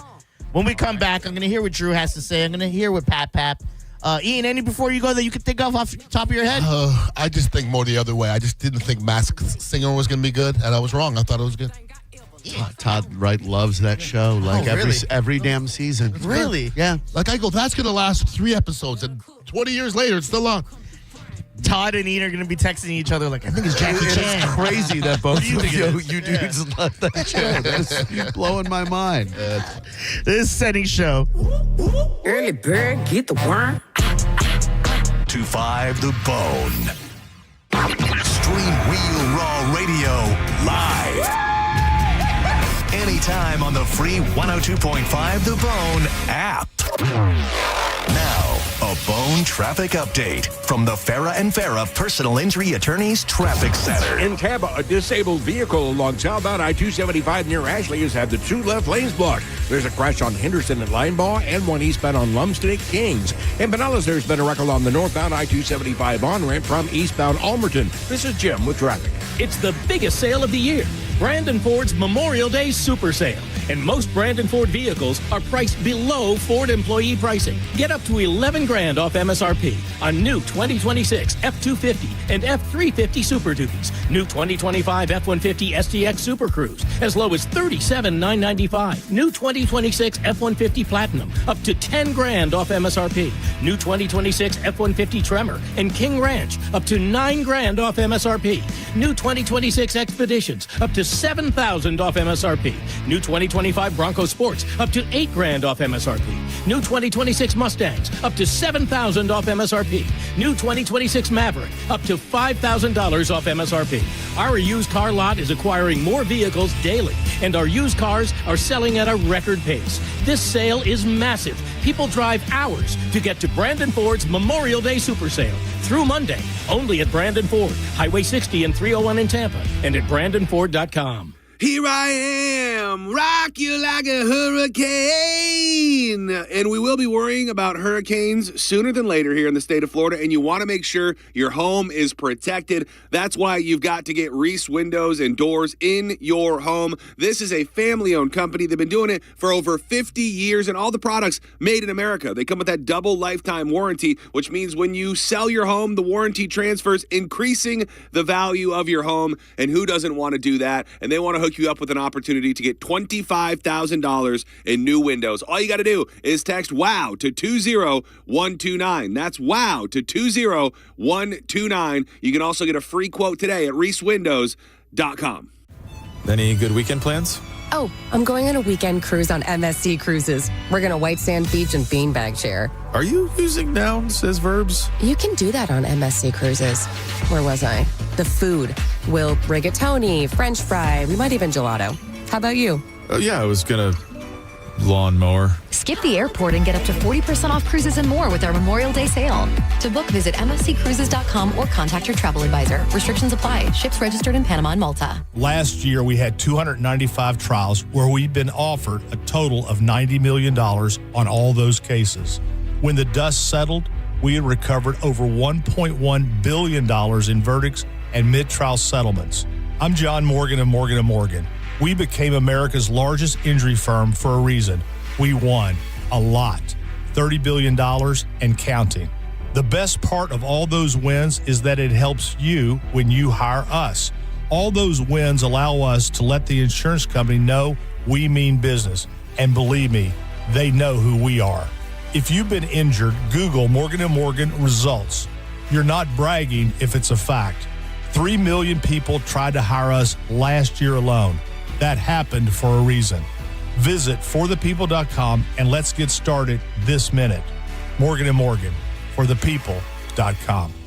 Injured? Dial pound law. Offices Tampa, St. Petersburg. Hey, it's Mike Calta here to tell you about my friends at Stingray Chevrolet in Plant City. They've been authorized to sell 200 new Chevys. These are the final days through Memorial Day. Don't miss the Stingray Memorial Day event. Have you heard? Trade-in values are up. Trade into a lower payment. You owe it to your family. Don't miss the final days of Memorial Day savings. When they're gone, they're gone. Visit StingrayChevrolet.com. Together, let's drive. Stingray Chevrolet. Relax, enjoy the difference. It's the perfect day. You're just driving along, listening to your favorite music, the windows down. There's a cool breeze. Life is good. But wait, hold on a second. You're not wearing a seatbelt? You'd better put that on before that... Uh-oh, too late. Cops everywhere are stepping up enforcement, so you'd better buckle up or you will get caught. Sorry to ruin your day. Click it or ticket. Funded by the Florida Department of Transportation.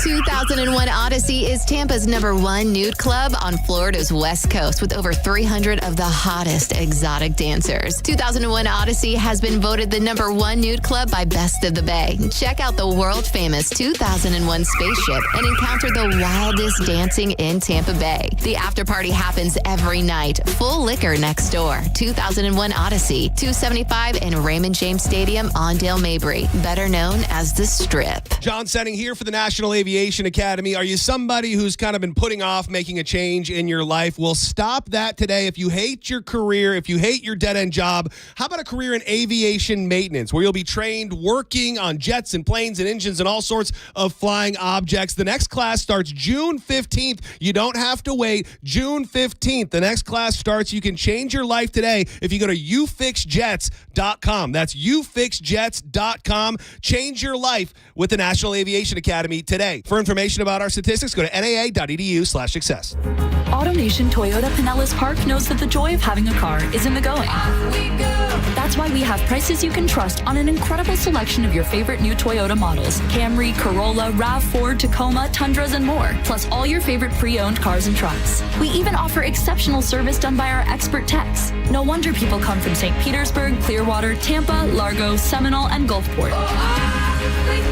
So go to AutoNation Toyota Pinellas Park now. Less stress, more go. I remember brushing my hair and looking down and thinking, oh my gosh, do I have any hair left? I used to look at women with thick, beautiful hair and think, why doesn't my hair look like that? My thinning hair is making me feel so old. If you want thick, healthy, gorgeous hair, then you need Hair Volume from New Nordic. With clinically proven ingredients like apple extract, biotin, and millet, Hair Volume nourishes your hair follicles to promote thicker, healthier-looking hair. Say goodbye to shedding, thin, and dull hair, and hello to thick, healthy hair with Hair Volume. Since taking Hair Volume, the shedding has all but stopped. Now, instead of being jealous of other women's hair, I have friends who are jealous of mine. My hairdresser couldn't believe the difference in my hair. Now she's using Hair Volume too. Available as a tablet or delicious gummy, Hair Volume is available online at Amazon and NewNordicUSA.com, or find Hair Volume in the hair care aisle at your local CVS. Join 102.5 The Bone and the Mike O Radio Show live at Jerry Ohm Chrysler Dodge Jeep Ram on Sunday, May 24th from 12 to 2 p.m. Celebrate Memorial Day weekend with us and salute those who serve us with incredible offers, giveaways, and more. See you there.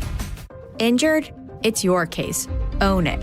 Call Farah & Farah. Tampa. Now, a weather update from the Sun Toyota Weather Center. SunToyota.com. I'm Fox 13 Chief Meteorologist Paul Delgado. Becoming mostly clear tonight. Any random storms ending early. Lows in the mid-70s. The weekend forecast, hot. Couple of afternoon storms likely on Saturday with a high in the low to mid-90s. Now, back to Real Raw Radio. Sponsored by Anajar and Levine, Accident Attorneys. Call 1-800-747-FREE. That's 1-800-747-3733. And now, back to Senning Show. With your host, John Senning.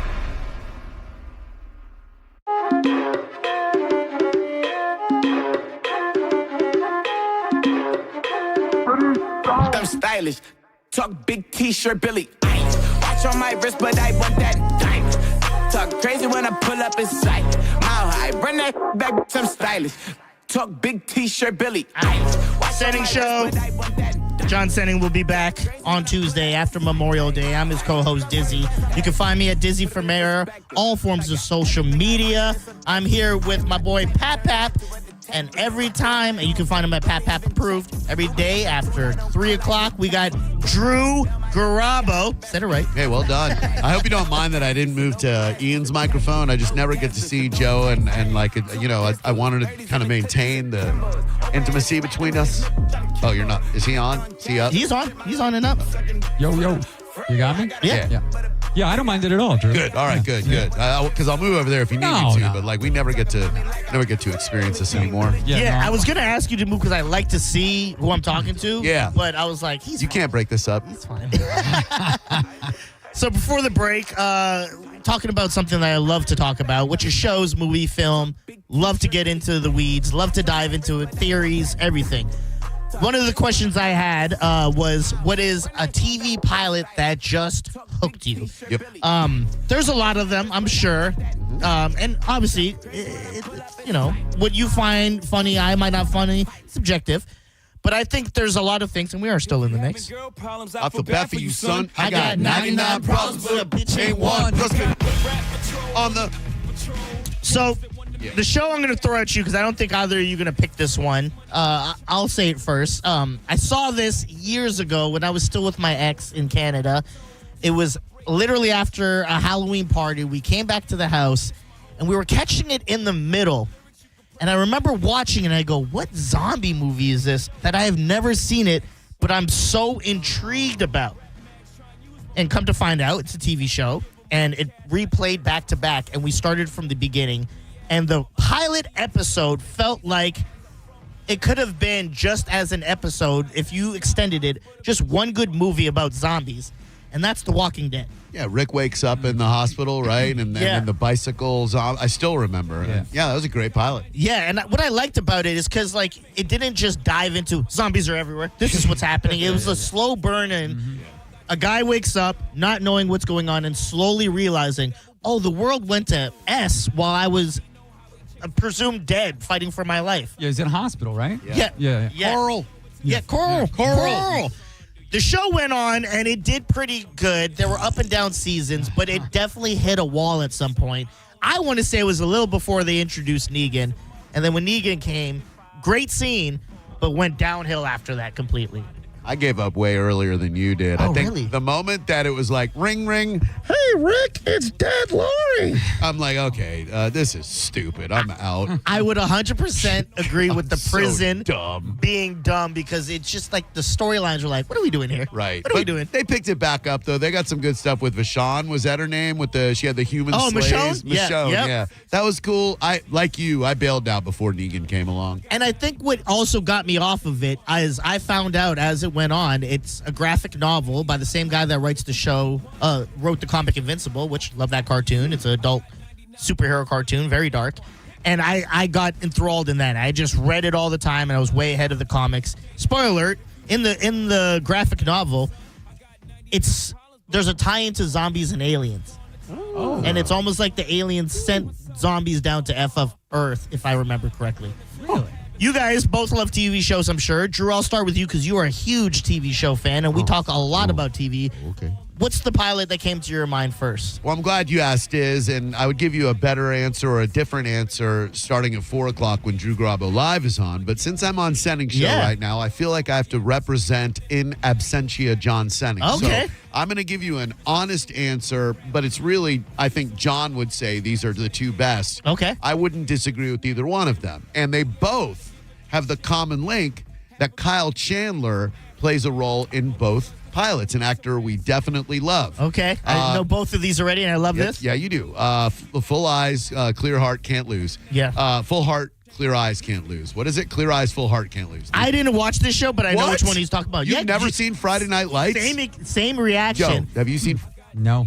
So, and it has like a lot a young stars. Like Michael B. Jordan was like a receiver. I know in about it, it. right? dude, I never watched it. So it's unbelievable. It's more than just football in the South. I mean, it is about that, but the characters and the subplots, I won't give it too much away, but in your first episode, they follow Jason Street, stud quarterback, and like the whole thing is like everybody's crazy, stud quarterback. They get to the game, and in the last 10 minutes of it, somebody intercepts his pass. He goes to tackle him, and he's paralyzed from the neck down for the entire show. And you find out, oops, this isn't going to be about him at all.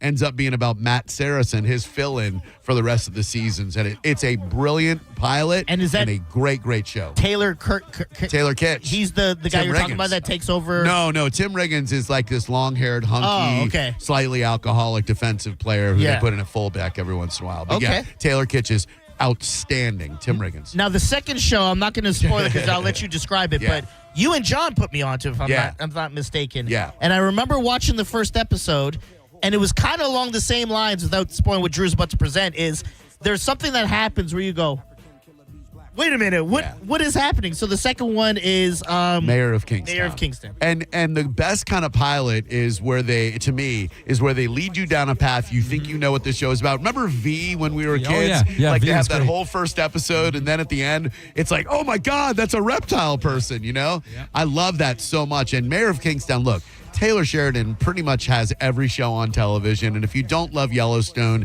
you will love this show. If you do love Yellowstone, you will love this show.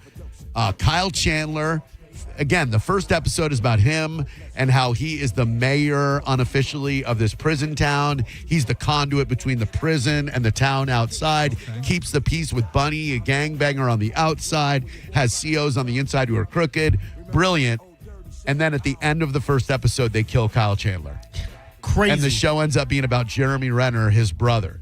And he's the new mayor of Kingstown. And dude, unbelievable. So good. What, 5 seasons now? 5 seasons. And I got to the get 6th is back into it because I've just been so busy and catching up on other shows. Is it done for good now? Or No, they got one more coming. Because there was a point where I go, wow, wait till it's done and then watch it all together. But I'm like, I need to catch up because I'll see clips online about stuff I don't want to say because it spoils. Right. And I go, oh, this show's dark. I love it. Why? How come I haven't dedicated time again to it? Pap, any of that come to mind for you? Well, I got to tell you, I haven't really been much of an episodic TV watcher. Yeah. I'm usually just doing movies. But there are a couple, True Blood and Sopranos, I had to watch all the way through. So good. But I did wind up like stopping watching True Blood after a while because it started to run its course and it started to get a little ridiculous, you know. So but in the beginning I was like, yeah, this is great. So Susie Stackhouse, it's going to be fantastic, and it was for a few seasons, and then eventually I was just like, That's Sopranos, though. That's a great Sopranos, pilot.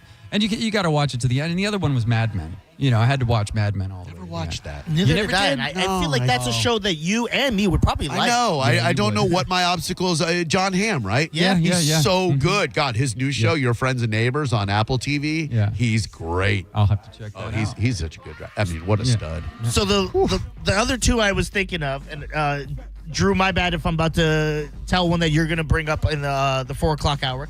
I feel like this one is on a lot of people's radar. And again, I think it's a show that started off so strong, and then it got to a point where the writers didn't know where to go with it, and they were just taking hints from online and whatever and throwing things at the wall and saw what stuck. But the first episode, where you're presented with a plane crash, where you know Lost. nothing about what's going on, Yeah, baby. and all these side characters that look so interesting, and you get these little flashbacks, and you're trying to figure out where they crash landed, how did it happen? Right. There's a lot what's of the cliffhangers. connections? A lot of cliffhangers. So good. That first episode where they're just killing people left and right because they're not main characters. Right. And even the little nuances that you find out later, like the Easter eggs where it's like, you go back and look at the episode, you can see people in the background doing stuff that they connect in other episodes. It was so well written. Yeah. And I just loved the first episode of Lost. And I was my sister showed me it. And I was like, I thought I was going to hate it. And she's like, you're going to love this. And I did for the longest time. Wasn't Charlie on Smack when he was on the airplane? Like, wasn't from Drive Shaft, of course, you are everybody. Oh, yeah. I think he was all smacked up when he got on the plane because when they crashed, he's just like, where'd my smack go? Where's my heroin? Yeah, that's a great pilot. It's ironic that a show called Lost, the writers got lost at around season 3 or 4. Yes. They had no idea how to clue. finish that show. And then they're like, let's make it about like purgatory or something, you know? The thing we told everyone's not going to happen. Let's just do that. That's the twist. Yeah. They got lost. And then the most obvious one, I think if you made a list of anyone who saw this show, it's going to be probably at the top of their list. And if not, at least top 3. Too close for comfort. What's that? Oh, it's an old joke. I thought Joe would really appreciate that. I do. Breaking Bad. Yeah, Breaking Bad was a great setup. But the crazy thing is, a lot of people that I've talked to, and I guess they didn't really get into the show, they didn't think it was a good first episode. You didn't? Now that I've rewatched it 4 times, it's a brilliant episode. Okay. For whatever I was living at the time, around 2010, 2011, I watched that pilot 3 times. Oh, wow. And gave up on the show. Really? I was just like, nope. And then I came over here, and Nick Van Cleve, who used to do Mornings at the Eagle, we got to know each other real well, and he's like, resume that show. I'm telling you, it's going to become your favorite show. I'm like, I'll try it again. 2nd episode, all right. 3rd episode, boom, that was it. And it's the greatest show that's ever been on television. Yeah. My boy pitched it to me and said, chemical teacher, and he goes and he does this, and I go, that sounds cool. Who is it? He goes, the dad from Malcolm in the Middle. And I think that was the first thing that turned me off. I go, that same weirdo? Yeah. Was this a comedy? Right. And I think maybe that's why it didn't have the same effect it had on me that it did on you, Drew, is I was going in like, how could this be? And when I started watching and go, well, he's an actor. This guy just is a totally different character. Nothing like the Malcolm in the Middle guy, and that's why this is so amazing. And watching him change. Because in the beginning he was just a pasty loser. Working at the car wash, and at the end he's like a real badass. And that was fun transformation to watch. Vince Gilligan, the guy who wrote it, I'm sure Drew knows things like this. Is even just the way the color palettes people are wearing. Our expressions on the Marine, he thought purple. of everything. Yeah, brilliant. And the morality play is better than anything on television because, like you said, Walter just starts to pay for his chemo. He wants to take care of his family. Then, of course, like every human being, once you start to get a little bit, you want a little bit more, and then you want a lot, and then you're into the empire business, and you're throwing away your family and living in isolation until you die at the hands of white supremacists. Happens to us all, guys, doesn't it? I guess so. Story as old as time. That movie sucked, by the way. That El Camino that they did Terrible. after, just like Better Call Saul is almost as good as Breaking Bad, in my opinion. Almost. Yes. Great show. Yeah. One of the best spin-offs of all time. Yeah, Probably for sure. the best if I had to think about it. Good pilot too, but a really good finale. Yes. You're already invested in though. Oh my God. Yeah. Because of the story. Pap, thank you so much for joining me. I know you had the early morning, got some sleep in, I hope, and got to come hang out with me and help the he's time hanging go out by. till 6:55. I don't know what he told you, but we're He's like, he's in for good now. Drew, thank you for coming in as you do at 3 o'clock, but more importantly, thank you for coming in as I host the show and giving me some important backup. Hells yeah, dude. What can people expect from Drew Garabo Live tonight? 3 hours, Dizzy. Okay. All right. Yep. And you're starting with some TV show talk? No, I was just joking about that. I've got some Kyle Busch online disgusting comments that people are making and narcissism on social media. Yeah, dude, like, so you weren't a fan of the guy. Great. Like, why can't, if you don't memorialize him at all, but why would you go out of your way to go, well, I wasn't a fan, but rest in peace, Kyle. That's so weird. Yeah, no one cares. You're insane if you do that. The guy's douche, but rest in peace. What? Right. Yeah. Just say rest in peace. You think too much of yourself if you got to share that. Correct. You know? Narcissism. John Senning will be back on Tuesday. I appreciate everyone for rocking with me. I am Dizzy. You can find me at Dizzy for Mayor, all forms of social media. I will probably be back Monday in the host seat again and give you guys some entertainment. I love everyone who hung out in the YouTube. It was kept at well over 200. Hells yeah. So let's rock again on Monday. Coming up next, Drew Garabo Live. Thanks, Pat, for that YouTube. He's the only reason we even have that freaking thing. True. So while he's here, we might as well bow down. Yep. Give my man thank his you. flowers. Thank you, gentlemen. Last shows.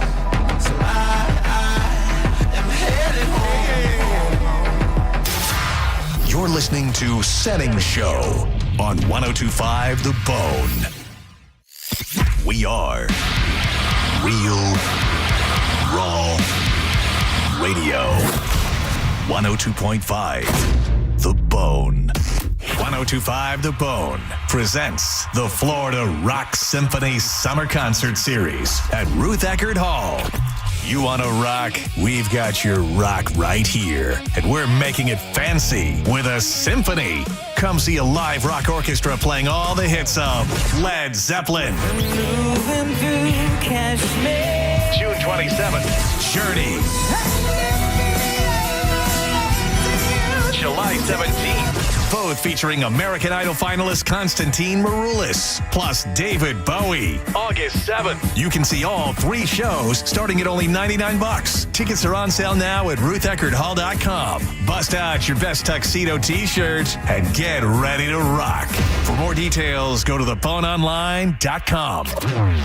Now, a Bone traffic update from the Farah and Farah Personal Injury Attorneys Traffic Center. At last check in Tampa, the 2 left lanes remained blocked along southbound I-275 near Ashley as the result of a disabled vehicle. Southbound traffic is stop and go back to Hillsborough Avenue, while traffic coming in along westbound I-4 is sluggish back to the Selman Connector. This is Jim with traffic.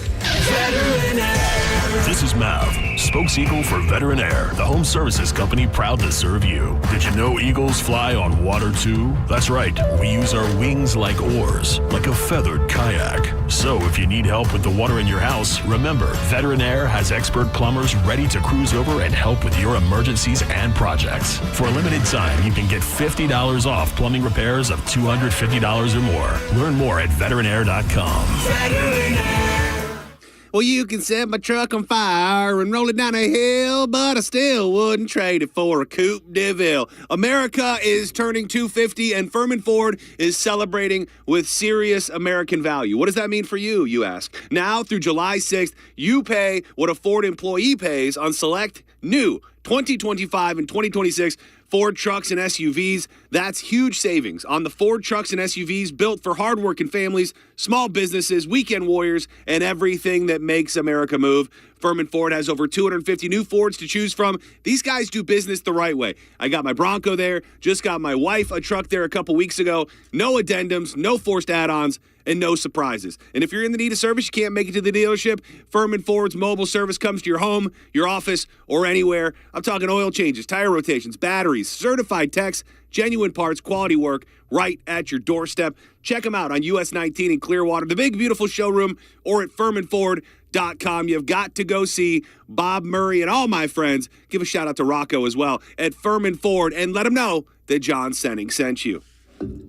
Are you struggling with bad feet? Here at the Good Feet store, we hear a lot about foot pain, but we also hear about back, knee, and hip pain. I'd like you to hear what Kelsey, a kinesiologist, has to say about the Good Feet arch support system. As an exercise specialist, I've seen all kinds of things that people try to put in their shoes to get out of pain. What I really like about the Good Feet system is that they support all 4 arches in the foot. So did you know you had 4 arches in each foot? Most shoes and inserts only support 1. Maybe that's the reason all the remedies you've tried in the past just didn't work. When the foot's placed in the ideal position, everything else up the kinetic chain works better. You have better balance, more energy. You're going to feel better. Being able to move freely means everything to me. And good movement starts with the feet. Stop by one of our 5 locations throughout Tampa, St. Petersburg, and Sarasota today, or visit us at goodfeet.com. Good Feet arch supports are HSA and FSA eligible. The only place to get the Good Feet solution is at the Good Feet store. Come in for a free test walk today. Overheard at the Hard Rock Bet Party. Meta World Peace, what's up, man? Nah, that's not my name anymore, thanks to Hard Rock Bet. We're doing this again, are we? Now I go by meta, over rebounds, under assists, method of first basket, free throw, piece. Huh, so you really can same game parlay practically anything now on Hard Rock Bet. It's the only place I play these days. Download the Hard Rock Bet app and start playing today. Hard Rock Bet, roll with us. Offered by the Seminole Tribe of Florida, must be 21 plus and physically present in Florida to wager. Terms and conditions apply. Concerned about your gambling? Call or text 1-833-PLAY-WISE. A medical emergency can change your life in an instant. And Advent Health's ER experts have one priority: you. Afterwards, the care doesn't stop.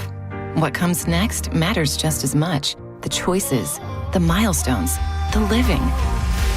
Because here, second chances are just the beginning. Florida's leader in heart and stroke care. TheERexperts.com. Ken Ganley Kia. We're the #9 Kia dealer in the country and going for #1. Here's what that means for you. We're training every day, working hard to earn your business on every deal, stocking more inventory than ever. Because when we have the most inventory, you save big. Simple. And that's how you get to #1. Lease the all-new 2027 Telluride for just $277 per month. We may be coming for #1, but the real winner is you. For offer details, call 727-853-1393. And I'm proud to be an American. Hopefully you're having a reflective, lovely, long Memorial Day weekend, and you're grilling and you're chilling with meats and foods procured from Wild Fork Foods. I swear by Wild Fork. You got to go check out my social media at @TheJohnSenning. I posted a video this week of just how much food $100 can get you. It even blew my mind. All beef hot dogs, Wagyu burgers, racks of ribs, all of the desserts, the fixins, mac and cheese. We had waffle fries, corn ribs, and even an apple pie to go along with it. The value cannot be beat. You can get it delivered right to your home or just go shopping. They have locations in South Tampa, West Chase, and St. Pete. Always online at wildforkfoods.com. God bless America, baby. Hey, it's Alex Flores from Furman Chevrolet in Brandon. You know, as a veteran, it's important to me that men and women who served our country always feel welcome here because you deserve it. And there's a reason we're #1 Chevy dealer in Tampa. At Furman Chevy Brandon, we say yes. Yes to transparent pricing, no dealer add-ons, no inflated markups. Yes to paying top dollar for your trade. And from me personally to all my brothers and sisters who served in the armed forces, yes, you are always welcome here. Come see us on Adamo Drive or visit FurmanChevy.com. Furman Chevy of Brandon. Together, let's drive. Baseball is back. And as always, the name of the game in baseball is to go home and be safe. Nobody protects all the pieces of your life like the Italiano team at Gallagher Insurance. Whether it's home,